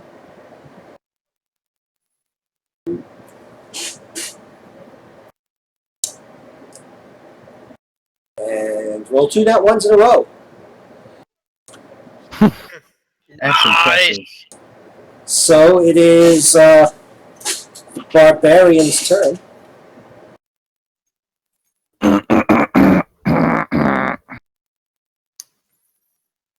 Manuel kind of stood like right in the way. Well, the ogre moved. You can still get around. That's true. Go like that. That's exactly 25, actually. That is exactly 25. I'll rage again, for what it's worth. Okay, that's extra damage. So Worth why one not? rage point. Do you want to play that game where we throw him into the lava pit again? I don't know. That would be more If difficult to try do. that, I guess. That would be more difficult to do because you'd have to pull him, which you. And you also have to contend with the fact that he's also raging. Mm-hmm. Which means he gets advantage on his strength saves. I'm gonna try and still grapple him though, like a boss. Okay. If Will grapples him, does he lose his advantage and just have normal saves? No. No. The grapple counts as maintaining the. Yeah. That's unfortunate. Ooh. Yeah, you don't grapple him. Do not grapple him. However,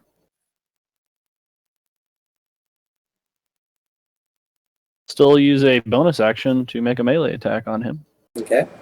As you attempt to grapple him, he goes, "Don't touch me, tiny dwarf man." Yeah. That's the wrong voice. Yeah, I heard it all. Let's try that again with the right voice. Don't touch me, puny dwarf man.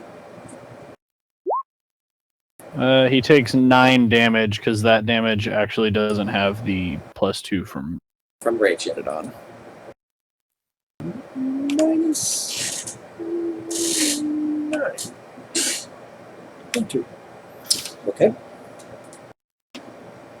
Darlis, he tried to whip you with a chain, probably pull you towards him, and do all sorts of terrible things to you. Do all sorts of terrible things. Understanding that the whip almost hit me because I am within 15 feet, I am going to back up against the crate. And I'm Okay. going to let loose a crossbow bolt. A fair plan. That's definitely a hit. I believe a 17 will hit, I believe you are correct. doing 5 piercing damage. 5 piercing. Not the best damage, but doable. No, not the best damage, but because the goblin was killed while I had Hunter's Mark on him, I'm going to transfer it over to the big motherfucker, if you'll allow me. I did not state that in my last turn, and that's my fault. It's But within if you'll allow me to... it's within the same combat, so you can do it. Okay, then I will transfer Hunter's Mark to this guy, and I will roll to do an extra d6 of damage. Okay. Doing 2 extra damage for a 7 total. But okay. Not the best damage, but it's definitely not 0 damage. So there's. At least I hit him. You are whittling him down, which is good. All right. So. Next up is Eitri Anglesmith, Dwarf Fighter Smith. Woo-woo. And his name is a Dwarf Fighter Smith. Ba-da-da-da-da-da. Wah, wah, wah, wah, wah, wah. Not leaving him. His name is John Jacob Eitri Anglesmith. Ba-da-da-da-da-da-da-da-da-da-da-da. I am going to attempt in my normal dwarf ways to shove him forward. I don't think that did as well as I was hoping. Well, it seems he rolls on his resist. Well, Both 11s. LOL! So, bulk. Or do you want Alright. to push him this way, or into your dwarf companion space. No, down is fine because I have to push him. Well, yeah, no, that's what that. Can I push him into will space? You can, but it would push Will back. Yeah, maybe don't do that. No, yeah, just the straight down for the moment. Okay. And I'll come behind him. Gotcha. That You're going to want Will to move was before you do that. So 10, 15, 20. So I can move forward. Okay. 2 more squares. And then I'll just prep for pushing him forward. Okay. And with that, I end my turn. you all may kill him before you get a chance to push him. So because Sydney is going Yeah, to. like we Brian, it's your turn. Mm-hmm. I take a step to the side, move away from the thunderous gun blasts because I have no protection on my ears, and that was really loud. You don't know the spell silence? And then- Cast silence on your own head? No, because then I wouldn't be able to cast spells. You're right. So Cast silence on the gun. just enchant it with silence eventually. Well, I do have the chance to make a gunshot suppressor, so So we're going to just chunk a sacred flame. Let's see. The DC is 14 reflex. Dexterity save. Sorry, I keep saying reflex because of 4th edition. Let's see. What is his dex? Okay. He has a +1 to his dex. So let's roll. Yes. nice. So I just Give me a little spark of divine energy travels appears in the torch sconce, and I just I dip the amulet and catch it in my hand and lob the little divine spark at him. Okay. So you still have the amulet out? Did you say? Yes, Okay. That's interesting. it is not in the lava. Gotcha. But it's in your hand right now. Yes, it is now. Okay. As you're I'm doing gonna go crazy, guys. as you're doing that, you hear a voice that only you hear, Bright, that says, "Can you hear me?" Nah, fam. Now throw that back in the lava where you found it. I will just look around, confused, trying to find the source of the voice, and that will be my turn. Okay. Silver, it's your turn. Shot. Pew pew. Yeah. That's all. 19. That was close to a crit, man. That would have been. I know, that would have been awesome. That would have been awesome, but it wasn't. So it's not. So sad. Hey, 12 damage is pretty good. 12 Yes, damage. it is. Ooh, that's okay. He's not looking happy about that. Not at all. That's the point. And it's Sydney's turn. This is not going to end well for him. Unless he gets lucky and she rolls poorly. Alright, so her primary attack with her rapier. So how does Sydney want to do this? Actually, what happens is Sydney literally jumps onto his back, like runs up his back, and just stabs her rapier straight down into the back of his skull. Whoops, wrong button. The medulla oblongata. Mama says alligators Jesus are so angry Christ, because they dealing got all them 26 teeth damage? and no toothbrush. Roads, bro. Holy At shit. negative health. Jesus Christ. Super deaded. Would you like to know what her maximum damage is? Yes. A lot. How about I Let's see. answer no so that when we turn on her, I don't have to know the dread that's coming? That much. Yep. What the fuck? That's if she. Rogue's primary function is dealing massive damage. If she crits and gets the maximum rolls on the crit, she deals that much. Oh!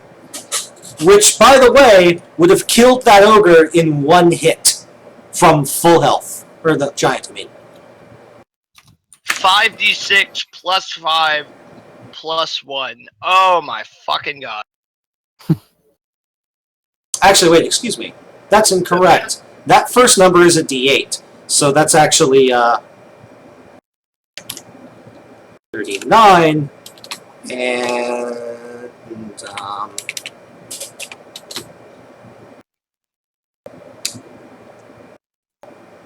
78 damage. Because the rapier does a d8.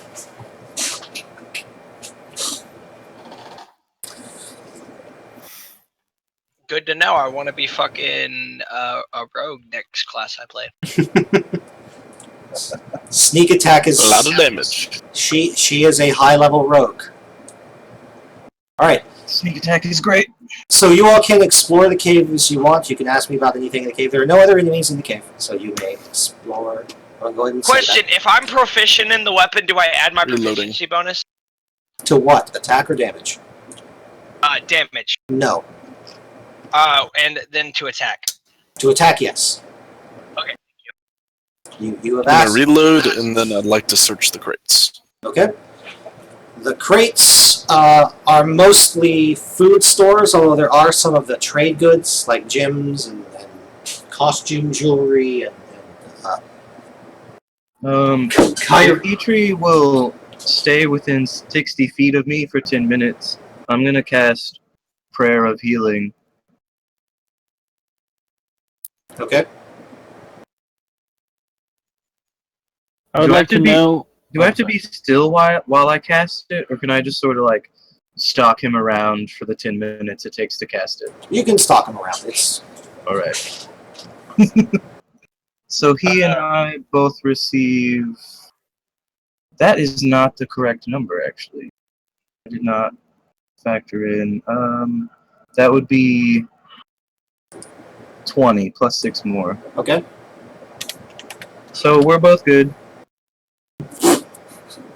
Is there any like alcoholic beverage in this dwelling that I can discern? Roll me a perception check to search. And then I'm going to sit down near the lava pool and take a short rest. You don't see any alcoholic type beverages, Will, unless somebody else wants to do a search. Matt, I would like to enter this chamber. Go right ahead. Ready? And I would like to search it. Okay. You find this appears to be the two giants' bedrooms. From the looks of it, they just sort of traded sleeping times, basically. Okay. The room is full of bits of chain, severed human heads that have been kind of like shrunken head type thing going on because they were wearing like heads like that on their belts. Goblin heads. You see a lot of goblin heads, and you see a lot of orc heads. Actually, you don't see human heads or elf. I see a lot of goblin and orc head. Goblin and orc heads. All right. I am going to take a handful of goblin and orc heads, drag them out, or I guess, in my left hand, hold them out, and throw them right here. Okay. I'm just sort of sitting next to the lava pool, playing on my dulcimer. Okay. So I'm just gonna throw the heads out and say, "What do you think of this?" There is no human heads or dwarf heads. Yeah, none of the common races you all are used to are represented here. It's just orcs and goblins. Do I get any sort of reaction out of my fellow goblins, warforged, or halflings? Fellow goblins. Did I say goblins? I meant dwarves. Oh, I'm checking out these crates. I mean, Go ahead and roll me a perception check for that, by the way, Silver, if you haven't already. I suppose that that's strange, but I also don't even know where we are. So I know that dwarves don't inhabit literally every inch of the earth. Deacon walks up to you and he kind of looks at the one that's not incinerated, the giant, and kind of begins to rifle through it, through its belongings. It's clear that Deacon's looking for something. Kobold, what are you doing? What are you doing? Deacon! Darlis, be quiet. Let him search. No, he is desecrating corpse. It interferes with rite of passage. Deacon says... The Raven Queen will be most upset. Deacon says, No, Deacon is looking for identification.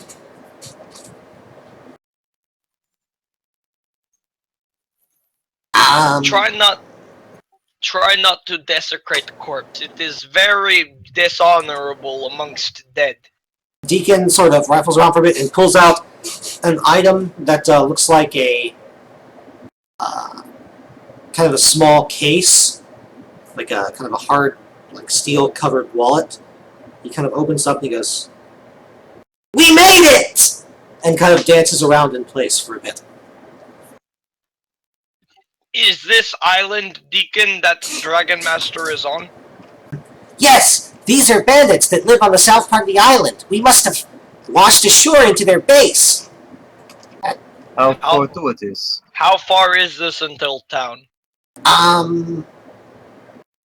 Well, if Deacon remembers correctly, hang on. He reaches for his book, only to realize that it is waterlogged and soaked, and his drawings of his maps are kind of not in the best condition. I'm gonna go over to his book and use mending to try to fix it. Okay.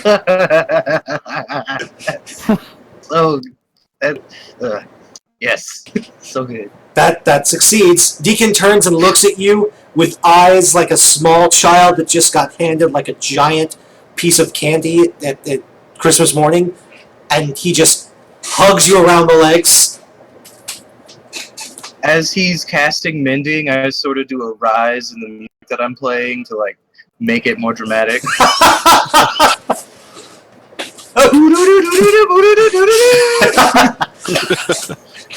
Alright, Deacon... I fix things. That's what I do.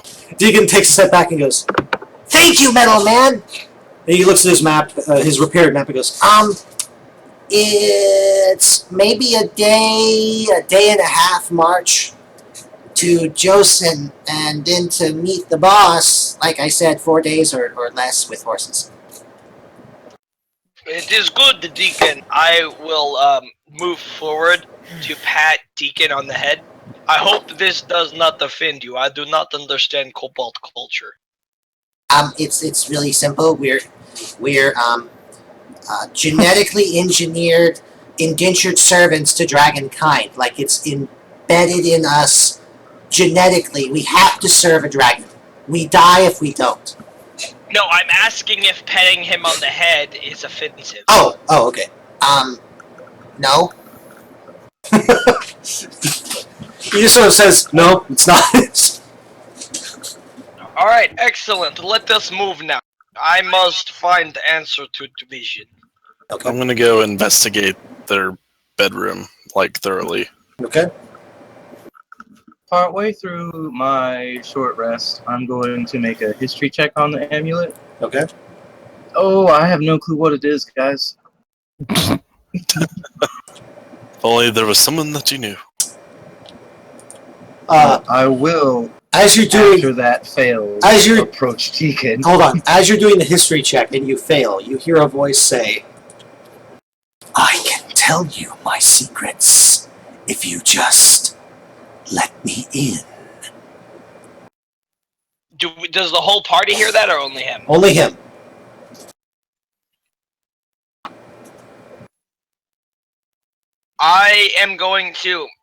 I'm gonna kind of move a little bit forward to Scarsworn. What's your name again? Right. I'm gonna say, Bright, let us move now. What are you doing? It is time to go. I need to rest. I have used up all of my mana for now. Do you want to sleep on Hard Cave? No, I do no. not need to sleep. I just about another half hour.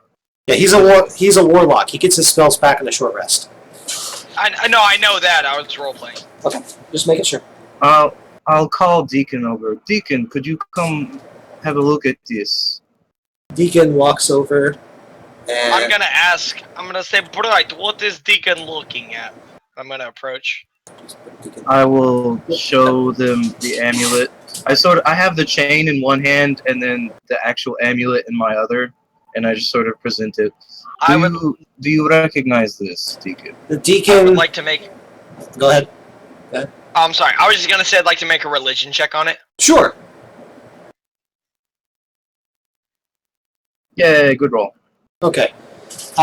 Normally, you would not get anything on that roll, but you vaguely recall a somewhat similar symbol from your vision on the male deity.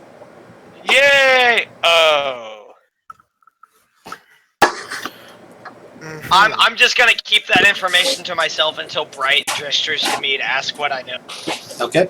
Deacon says, But I'm gonna show it in my eyes, like wide-eyed, like, oh shit. you visibly react. Okay. Deacon also visibly reacts and says, Deacon would like to tell you, but he can't. I'm gonna look at Deacon. I'm going to say. I turn to Darlis. What is this? I'm gonna say, Deacon, let me take this one. Deacon kind of nods. I'm going to explain my dream. Do you remember Thomas the Yes, dream? I remember. Okay. All right, just making sure.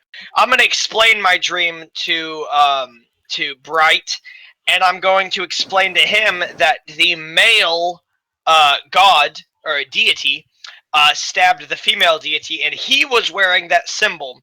Therefore, I can only associate it with an evil presence, and I will advise him to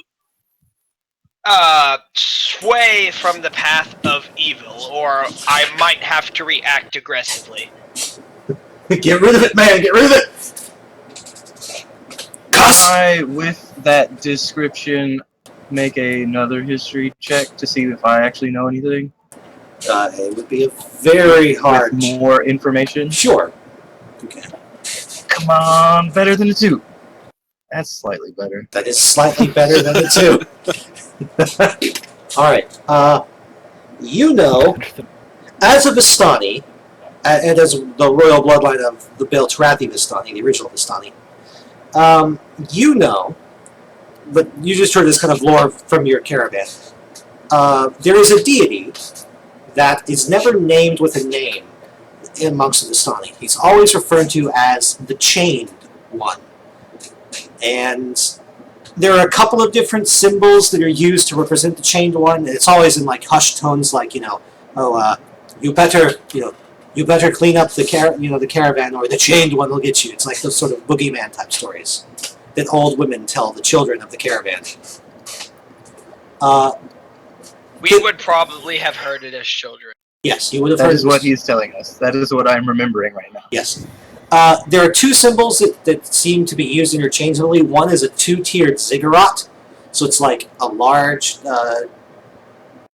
tetrahedron and a smaller one on top of it. I hate that ziggurat. And then the other one is that spiral, that jagged spiral, which is called the Spiral of the Elemental Eye. And in some way, you're not sure how, because you weren't really paying that much attention as kids. The spiral is also sometimes connected to evil elemental forces.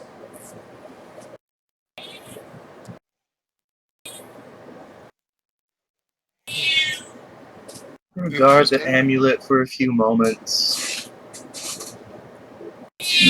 Was it getting heated up by the lava? Was it affected by it in any way? Slowly, yes. So over time, it would burn down and be destroyed. Yes, it would melt eventually. I slowly walk to the edge of the lava pit and sort of hold it up by the chain, give it a real good, like, squinted look, and I simply say, no, and I drop it. Okay. As you drop it, it lands into the lava and just sort of floats there because rock is dense. So, I mean, it's a liquid, but it's denser than the metal. So the thing just sort of floats there, and over the course of your short rest, it begins to glow and slowly melt away. I am going to look at the warlock. I am going to say, you have brought honor to your ancestors this day. Thank you. With that, I know the mistakes that were made. I'm going to walk over to the ogre, the hulking ogre, and I will attempt to push him into the lava single-handedly. I'm just gonna kind of watch that happen. Roll me a strength check, Darlis. I did say single-handedly. You did. Damn! That's pretty good. You succeed! Where did Brett go? Right before he enters the lava, I will have closed his eyes. I will lean over his head and close his eyes. And I will say, "May the Raven Queen be merciful unto you, and may your passing into the afterlife be seamless and unaffected by the living." And then I will put a boot to his back and thrust him inward. And away with you!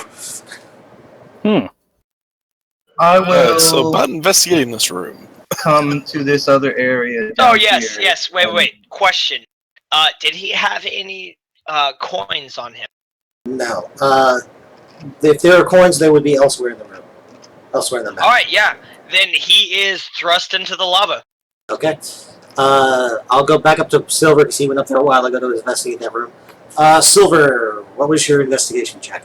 I lost track of it here. Let me scroll back up here. There's been a lot of rolls since then. 16. Okay. No, that was perception. Oh.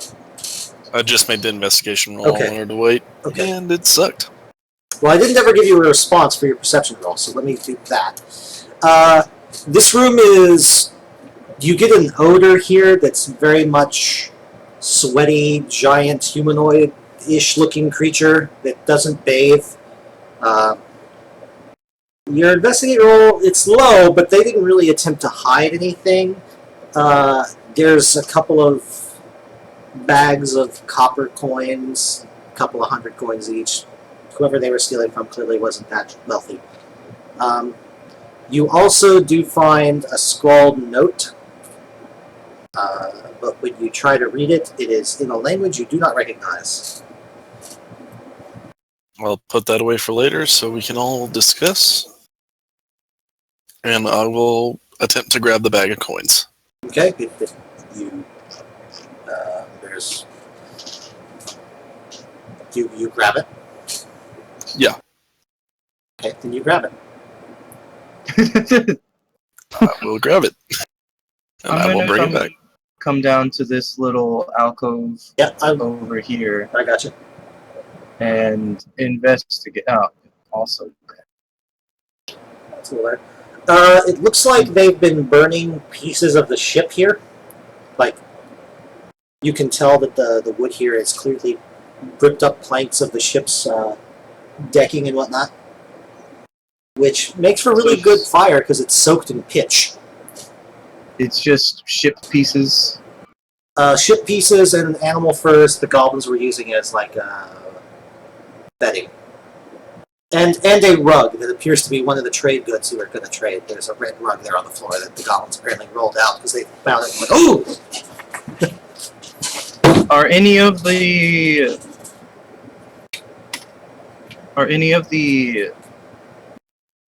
animal hides like not disgusting? Are they kind of cleaned or anything?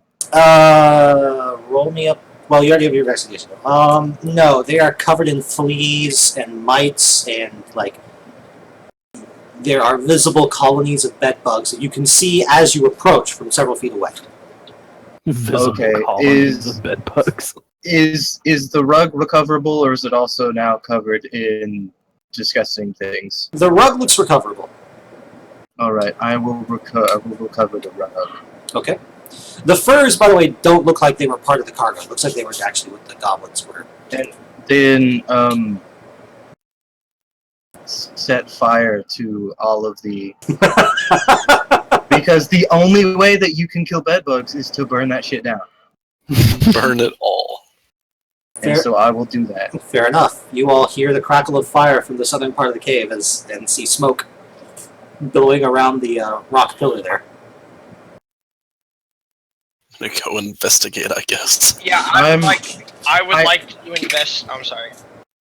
I honestly think that I am actually going to Burning Hands this section. Just destroy it that way. Okay. I will use a spell slot to kill all of the disgusting bedbugs. That is fair enough. After I have rolled up the rug and have it. Okay.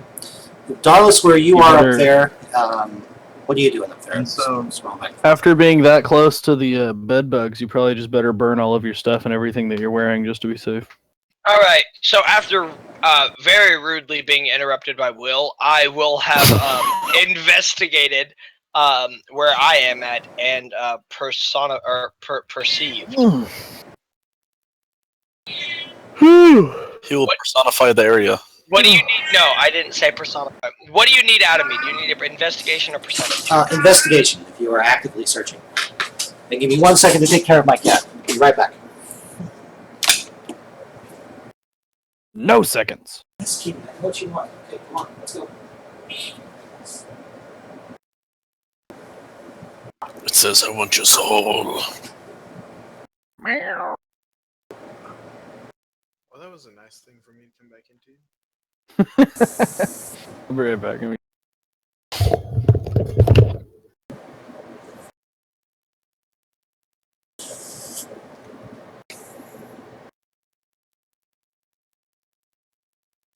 Okay, 13 investigation. Sorry, I had stepped away because I had moved the cat's food bowl earlier to clean the counter. I forgot to put it back where it was. So she was complaining because she couldn't reach her food.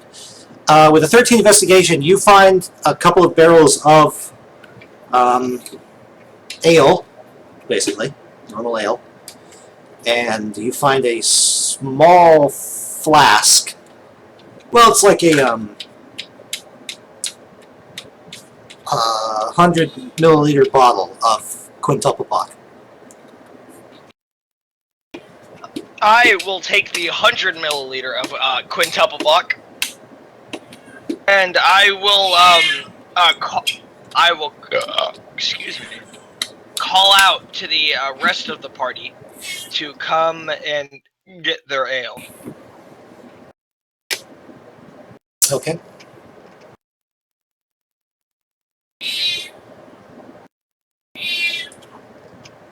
Meow, meow, meow, meow. And now she's just being a brat. She agrees. Looking back, I'm assuming that I can see a staircase, right? Yes. And I will move forward to the staircase. Okay. It's just a natural, like, rough-hewn stone stairwell. It kind of spirals up. Yep. So that's what you come around the corner to, Silver. Just fire everywhere. I'm going to assume that there was something that needed to be burned. I'm not going to ask questions. I'm just going to leave. I would like to investigate this section. Or is there anything to investigate where I am? Just a pile of furs right there. Clearly another, like, bedding site of goblins. Are And these bedbugs. furs that were a part of the ship? No, these are just like rough cut animal hides they've just piled to sleep on. Then I will leave them and I will move forward onto the what I can only assume to be an exit. Sydney, all of these provisions, how should we gather them? She tells you, let's take a look outside first and see where we are. Fair enough. So where are you going, Darla? She said you're going towards an exit? Yeah.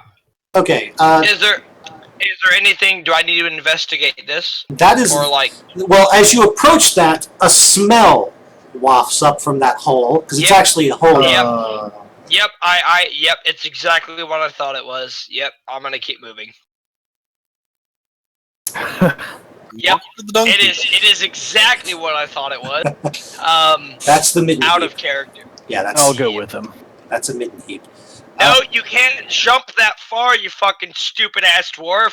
I run, Actually, I run he around can. the outside, and I could very easily jump that far if I I'm wanted gonna to. smack the dwarf in the face. He could very easily make that jump with his high strength. Alright. I assume that this is like a ramp. Yes, it is a ramp. I would like to I will grapple the gypsy into the poo hole. Oh no! Oh no! I've already moved, and I will continue to move. Mending ain't gonna fix that. You have to beat a 16. No. Oh, come on! Let's keep it clean. Ugh. I was keeping it. No, you weren't. The dwarf. You- anyone investigate up Am here? I passing anything of interest on my way through the cave? no. I don't know. Are you perceptifying anything on your way through the Do I cave? need to perceive anything through this cave? You can if you want to. There seems to be some red on this wall. I would like to. I will that. perceive actively through this cave as I continue to walk. Okay, well, give me rolls then. To investigate the wall. How here. many perception checks do you want me to make for how far I've walked? Just one. Wow, Just one. 19. Perception makes That red sense. splotch that you're by, Will, is nothing. It's just, it was there on the tile that I used to make that turn in the cave, and doesn't actually mean anything. It's where something died. Then I utilize my investigation in some way that's actually beneficial to me. Like over here, in this place. Well, you I will shout through the cave that I have found an exit, or what I can only assume that is indeed the assume exit. to be an exit. Your And investigation. Yeah, hang on. Let me answer Will's question real quick. Will, your investigation shows you that these are just kind of natural caves that the goblins sort of dug into to make their little big cave hole. There's just the way the natural cave formed. Found spiked armor +5. No, you do not. In other words, everybody move your ass and get out of the cave. I'm looking Hey, we're at. following. I'm looking at Sydney and Eitri. You Just didn't let me- because they're not didn't let me moving, finish. Just because they're not moving doesn't their little things doesn't mean they weren't moving. That's exactly what it means, actually. Mousetrap. Roll your dice. You can all place your minis, however. Alright, you come out of the cave, I only see 3. because I can't actually control that token that I. hang on. Yeah, he's I'll- gonna have to. Yeah, I have to set them fix. up. I have to set them up. Give me just a second. Oh, okay. You know what's terrible? What is terrible? Remember when we couldn't find anything at that graveyard today? Yeah. Joshua just went with Gabby and he just sent me a picture of an Ivysaur he just got. What a whore. That's what I said. That's inappropriate language, sir. I'm gonna have to ask you to. Yeah, we're on a stream, you fucking moron. Well, what a whore. Just I went and spent time walking amongst the dead looking for the digitalized souls of past Pokemon. I searched all over Babyland and Veteran too. We were literally. That in is Baby fucked up. That is fucked And up. I dude. didn't find anything. That is fucked up. And then he goes back with Gabby and finds Ivysaur just Like floating no, about. like regardless of if you believe in a god or not, the fact that you called it Babyland. No, that's what it's called. That's the legitimate name. Oh, okay. That's in the graveyard. That's what They it's have called. different plots. One of them was Veteran 2. That was one that we looked around. And Babyland 1. Okay, so you all come out of the cave to an open field with Opposed to Baby with Land. a nice large pool of water. Looks to be fully fresh water. And across from the pool is a large stone tower. how tall? It is, from the looks of it, you see at least 5 levels to the tower, plus the top. About normal, like 8 to 10 feet per floor. Exactly, yes. So it's a pretty tall tower. Although it looks abandoned. So it's probably full of spiders. Spiders can be dealt with. You feel like maybe the goblins might have cleared it out over time, and just like they just decided they would rather have the cave than the big tower that everyone can see. Because you do also see a road. I will ask Deacon if this tower used to be something, or if it's just a random tower. Deacon tells you. That's the wrong mini. It looked like a creepy undead baby. Sort of. Where did Deacon go? Where's Deacon's? Well, Deacon tells you, I no longer exist. I can't answer your questions. No. This is tragic. We must move on, however. I no Where longer. is this disembodied voice coming from? I do not know. Yeah, literally, it's his icon. His mini is gone. Oh well. Anyway, he tells you that it's an old watchtower, roadside watchtower. How long were we in the caves? You were unconscious for a few days. Well, but how long have we been in the cave since we awoke? A couple of hours, and it looks like you're in the late morning hours. I'll move closer to the water. Is it clear? It is clear. Do I see anything inside in the pool? Some carp, trout. I'm going to clean myself off in the water. Okay. As am I. Splash my face in the water, run it down my arms, the whole 9 yards. I'm gonna kind of dip in. You basically see the native fish. Bright is what you see.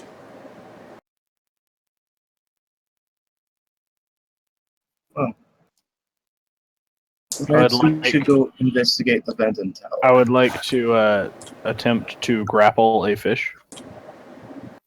Okay. Well, What they're is messing that? around. What is that worm thing you put in the water? That makes me feel. Oh my fucking god! That is a native fish. It followed us. It's not actually just a pond. It like connects all the way back to the sea. Yeah, it's like an underwater fucking cave. Did I catch the fish? It's back for me. Yes, you caught a fish with your bare hands. Cool. I don't know what I want to do with it now. Can we, approaching from this direction, see an entrance on the tower? Not from this I would side. like to roll to catch a fish. So It's I'd like to go. probably- Oh, you're just gonna cheat? Also, it didn't have my. Yeah, I'm totally gonna. I'm going to use my grappling hook, which has 50 feet of range, and go straight up to the top if I can. Can I hold on to him and go with him? It can hold 200 pounds extra. Hell yeah! I do not weigh that much. So, if possible, I'm gonna go ahead and eat this fish. Two going for, up. Some ration. All right. Just gonna Batman this shit real quick. So y'all are traveling up to the top of the tower. Okay. yep. You know, grappling up. I would like to catch a fish as well. That was an 18 athletics check, and then I will show Will, and then I will show Banana Man. And say, look, I also do have caught fish. Okay. You So know the DC wasn't 20. I'm just gonna toss him a thumbs up. That's fine. Bite into my raw fish. So if I have time, do I have like vision of the fish that Darlis is holding? Yes. Please I would like to snipe it. blow it out of his hands. No waste a bullet for that. He can make bullets out of anything. It's technically a blunderbuss. May I do that? I mean, if you want to waste a shot for that. Yes. Do it. That's so... Nice. I don't know what. Okay. I mean, everybody did see his fish. He caught a good-sized fish, so. And then there was no fish. And then there's no fish. And now there's a hole through it. No, there is no fish. And then it was cooked fish. Super cooked fish. Fish sticks rained down around Darvis. Cooked and ready So to eat. having He was like gargling fish sticks. having eaten a raw fish out of this lake, do I have to make a poison check or anything like that, or is this fish like legitimately edible? Make me a Constitution save. On Seems as poison? if this rifle was more accurate than I had thought. Is this a poison damage? Just make me the roll.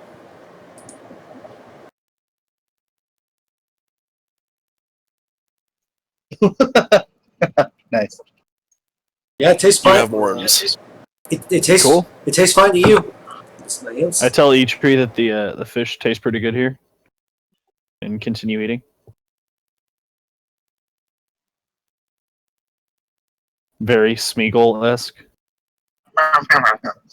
What guess is Gollum. on the top of this tower? some barrels, an old abandoned brazier, maybe a single fire brazier, and a trapdoor. What is in What's in this the box? barrel? Well, That one. if you crack it open, You notice that it's full of fingers. it looks like it's full of a black, grayish sand. Sand?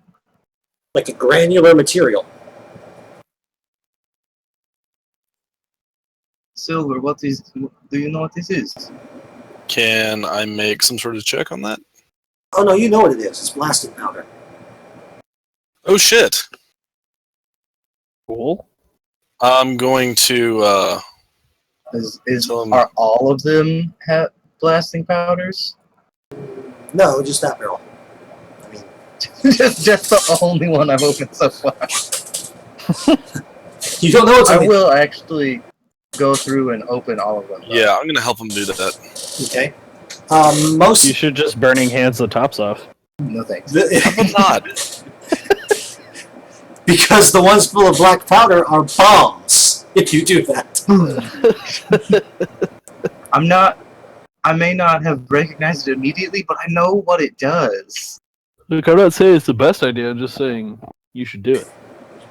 I mean, obviously, eating a raw fish that I caught with my bare hands out of a strange lake wasn't the best idea either, but that turned out fine. yeah, I Totally turned out fine. need you to They make. give you a big scaly grin. Oh, by the way, I need you to make me a will save. Will. Okay, will save? Yes, a, What will, is that? a wisdom save. Excuse me. Wisdom. Okay. Too bad. Damn. Okay. Okay. Let's see. Awesome. Roll me. Could possibly require a will save. Roll me. A. Some kind of psychedelic fish. makes you trip out when you eat it. Roll me a d10.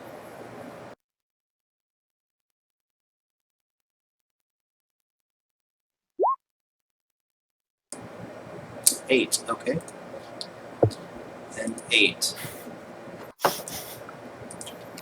No idea where this is going. I'm not even sure if I should be worried. You should. Give me a But second. generally, eating strange foods raw out of a lake not the best idea. So I'm kind of nervous. Okay, now I need you to roll me a D100. What? Just do it. Oh, Jesus Christ. Oh my This God. may actually be going nowhere, which would be hilarious.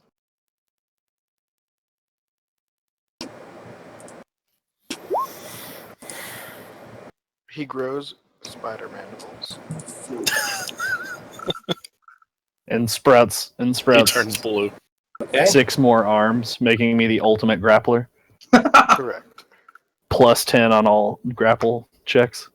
So, But negative 20 on anything. Will, I need you to make me one more roll for me, just a D6. What? This is ridiculous.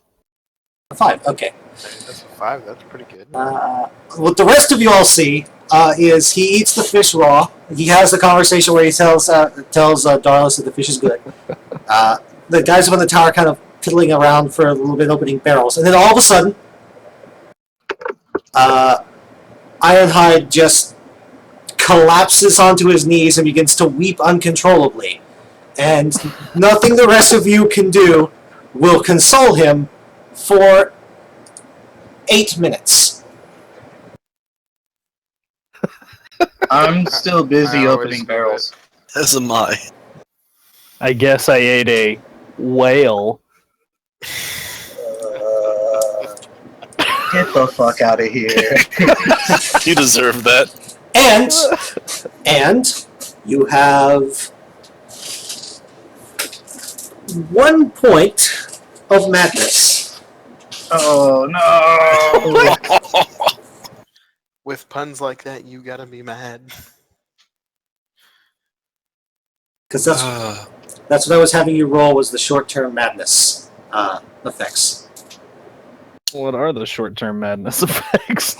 Well, let's see. 1 to 20 is the character retreats into his or her mind and becomes paralyzed and just becomes catatonic. 21 to 30, the character becomes incapacitated and spends the duration screaming, laughing, or weeping. Which is why I had you roll the d6. So 1 to 2 would have been screaming, 3 and 4 would have been laughing, and then 5 and 6 was weeping. 31. So there's 10 basically divided up amongst a d100. So the next one is you become frightened and must use your action to move away from the source of the fear. That happened to the monkey. That would have been really funny. This fish tastes really good. Throws the fish and then runs back inside the cave. The character begins babbling and is incapable of normal speech or spellcasting. That would have been hilarious. The character You eat must. the fish, and it's like mush mouth after that. Like, man, this fish is really good for this. The character must use his or her action each round to attack the nearest available creature. Hmm. The character experiences vivid hallucinations and has disadvantage on all ability checks. I would have killed Eitri. Let's see. The next one is the character does whatever anyone tells him or her that isn't obviously self-destructive. Would have killed Eitri. Good luck trying to hit me. The character experiences an overpowering urge to eat something strange, such as dirt, slime, or poo. Or random fish. A little dirt with this fish wouldn't have been so bad. 81 to 90 is the character is stunned, and 91 to 100 is you fall. You just drop unconscious. What the hell did he eat? Yeah, what did I eat? You don't know. Well, what did the fish look like? Well, you never A checked. normal fish. You just grabbed the fish and ate it. So, I have 1 level of madness, but you'll have to remind me after the 8 minutes is up. What further complications does this? At the moment, nothing. But I mean, like, if I get another level of madness, obviously I'll be at level 2, and then those are more permanent effects. Right? Well, let me bring up your character sheet to add something to it real quick. Because I put it in my flaws as madness level 1. That's fine. But I need to add something to your character sheet. Let's see, where's a good place to I put it? need some remove For- curse stuff in here. For the is this for the dam only or what? No, you can see it.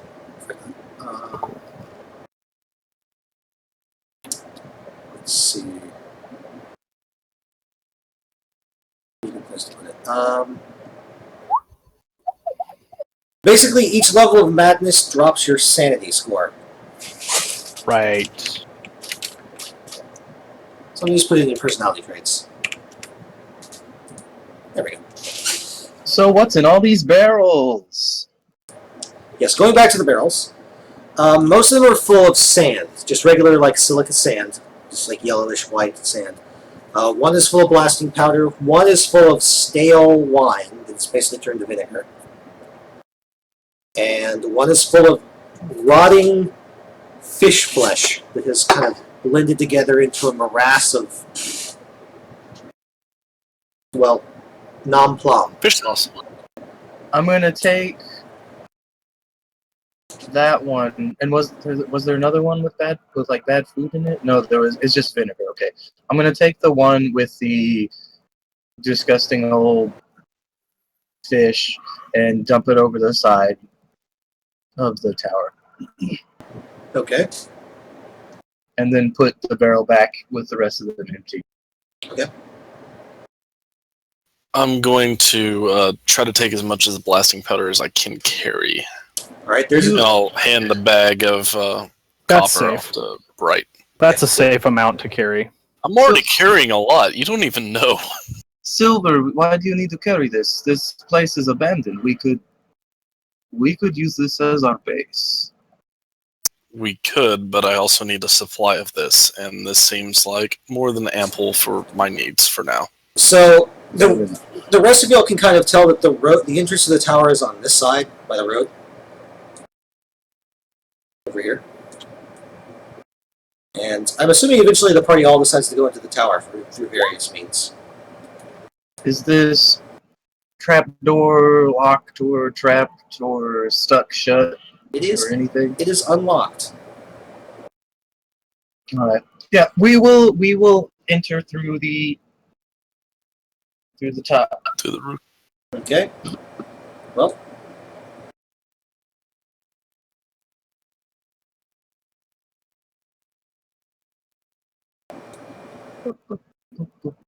So it basically goes from left to right, first floor to fifth floor. The trapdoor drops in here. Technically, technically, the rooms are empty currently. There's no furniture or anything in any of the rooms. I did not see where you. On the far right. No, is the. Oh, that's the top. Okay. Top floor, going down. As I walk in and see that there is a room with a balcony, like this is my room.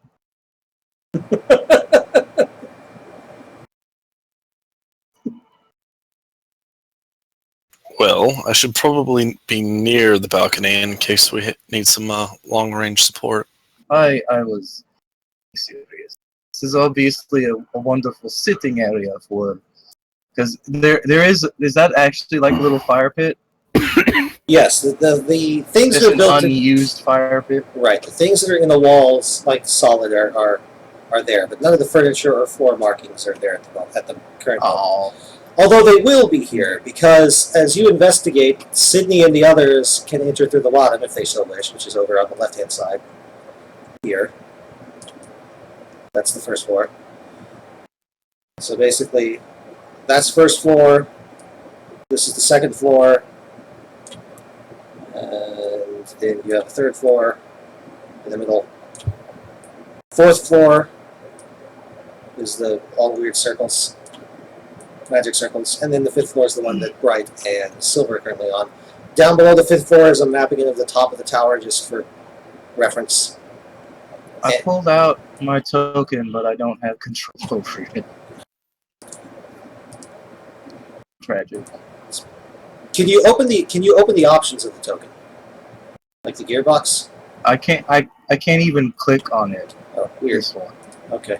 Well, there. Is there a way to save it to where we have control over it? I did it for silver, so yes. I just have to figure out what I did with this. Yeah, and I also have to keep changing the stats. So We can figure that all out later, though. do the rest of y'all want to be in the tower, or are you just looking at the map while I show it to them? Will, John, Do what? are y'all there? Are we looking at? I'm just watching what's happening on the tower. Okay, just making sure y'all are alive and awake. I mean, like I said, y'all can enter in through Almost a the little bit.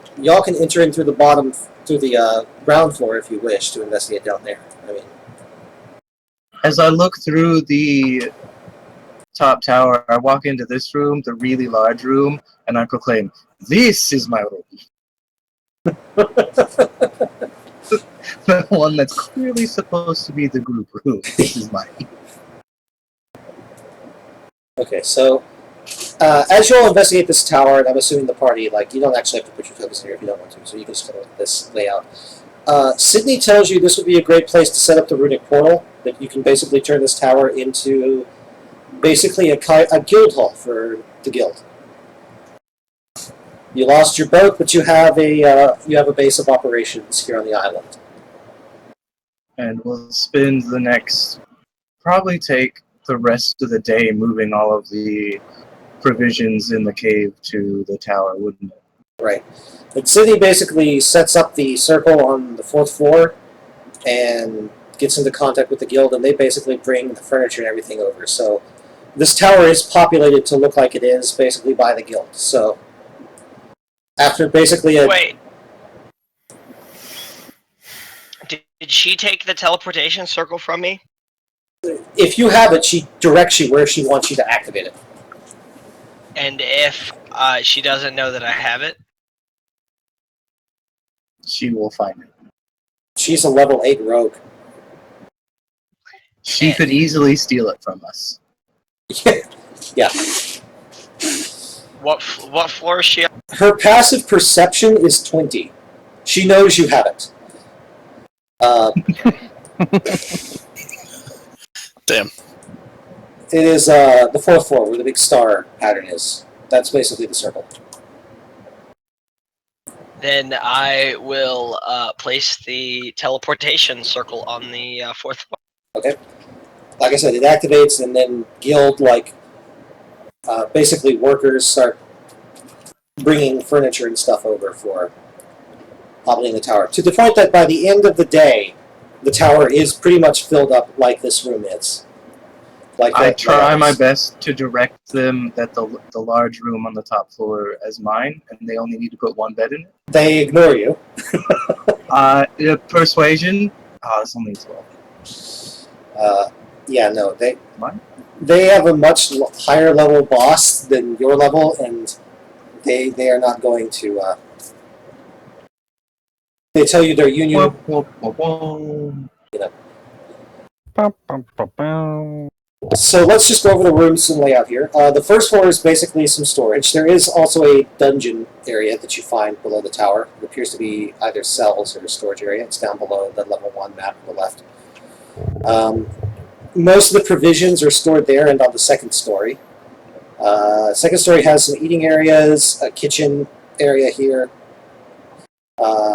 map room. There's a winch to lift supplies up so that the kitchen can get supplies from the first floor without having to carry it up the spiral stairwell. And this is my room. The third floor is basically a library and laboratory. So there's library here. There's an alchemical laboratory here below the library. There is another. This is a cell of some kind. It's got a chained, a iron gate door. There is a room where they move in some sort of scrying object. You're not sure what it is. You'd have to investigate that. Can I investigate it? But you can. The fourth floor is dedicated to the main circle.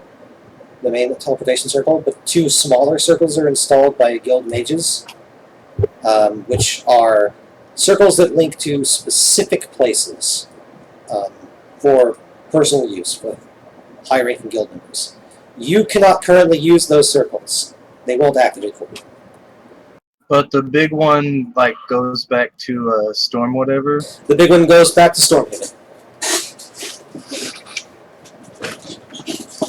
So that is your way back once you're done on the island. Your investigation, Silver, shows you that it is a orb of. It is basically a more powerful version of a sending stone that basically allows both the visual and auditory information to be passed. So it's like a. Oh, okay, cool. So it's our landline. Yeah, it's your land. It's your landline. Star Wars hologram. Exactly. Yeah, helping It's our everyone. Skype. So the top floor is the living quarters. There is a balcony, obviously. I'm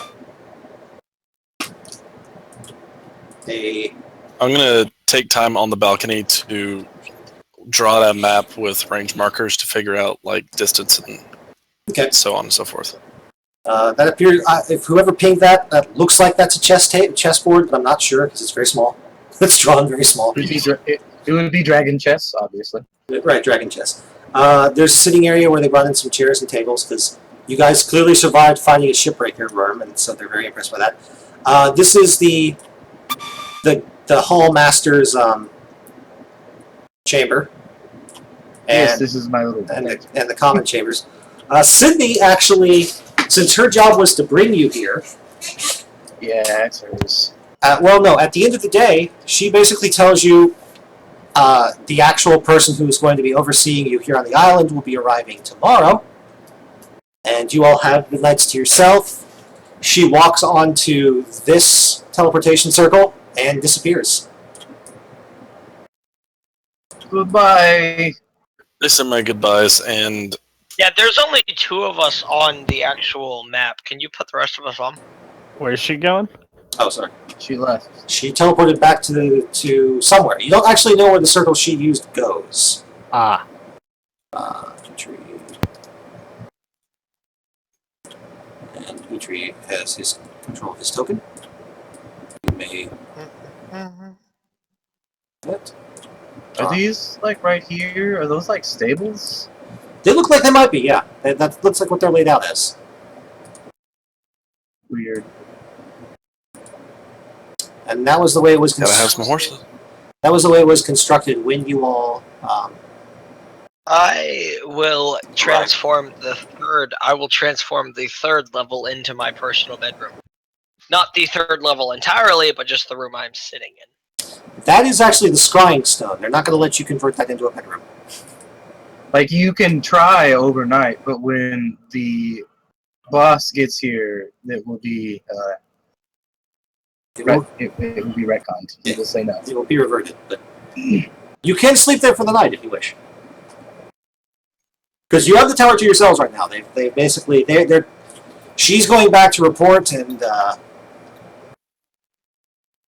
they're going to figure out who to Well, I send. say, A lot of peasants stay near places of travel to get to and from things. Say again, John? Being a gypsy. Can y'all hear me? No, I heard you. You've been very quiet all night. No, I don't know why. I heard you, but I didn't hear the very beginning of the sentence. It kind of cut in. A lot of gypsies like to stay where places to and fro travel occur, so that could be just instinctual. This tower is right on the roadway. I mean, the road is like right out here. so what levels are gone to what peoples? Well, the first 4 levels are basically for like guild operations. So the bottom floor is where supplies and stuff are brought in. The second story, which is The here, top floor, this big room, is where lackeys will sleep, i.e. us. Hmm. yes. Unless we sleep somewhere other than there. Has anybody investigated the basement level? Well, y'all could want. The tower was empty when you arrived. All of the stuff was brought in by the guild through the teleportation circle. So you all basically saw guild workers like assembling all of this furniture and mounting shelves and everything. It was a whirlwind of activity for several hours. So the basement is essentially actually that empty. Yes, it is actually There's that. nothing in there. Yes, that's y'all can load that with prisoners you capture, or y'all can have parties down there, sleep down there, whatever you want to do with it.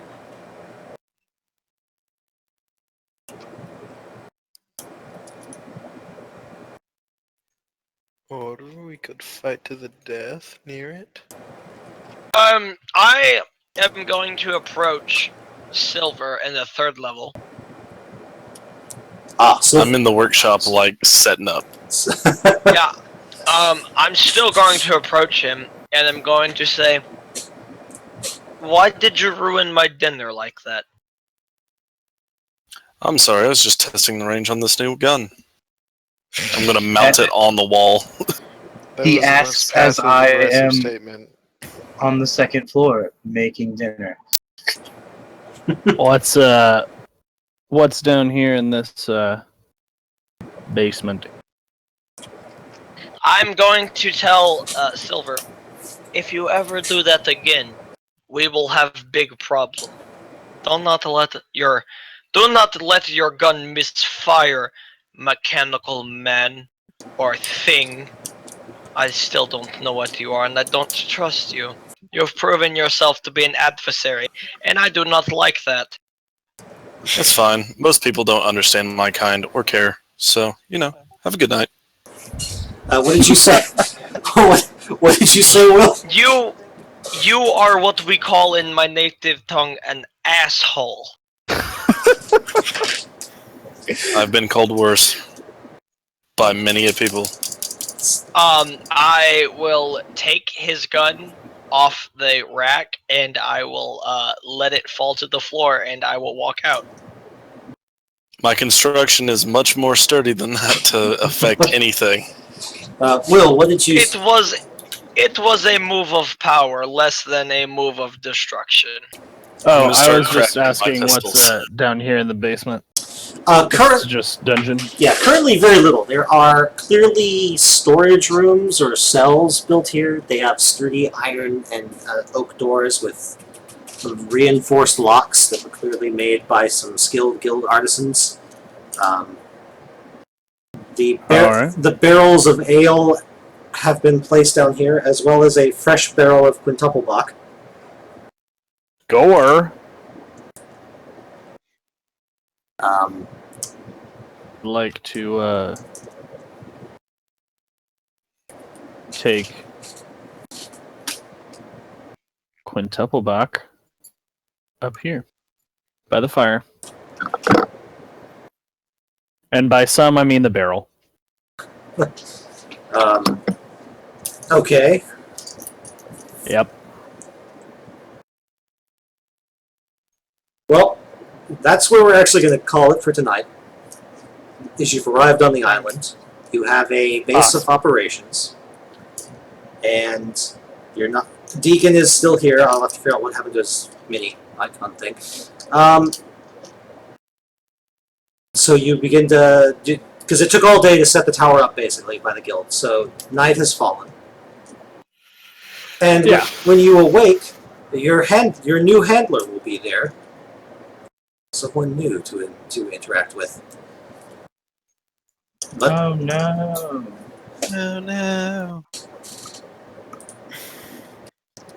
I'm crafting long into the night. I will have spent, as soon as the kitchen got set up, I will have spent as much time trying to further my cooking utensil training. okay. So I will be on the balcony, watching over the passing traffic and monsters. okay. So you can all do that.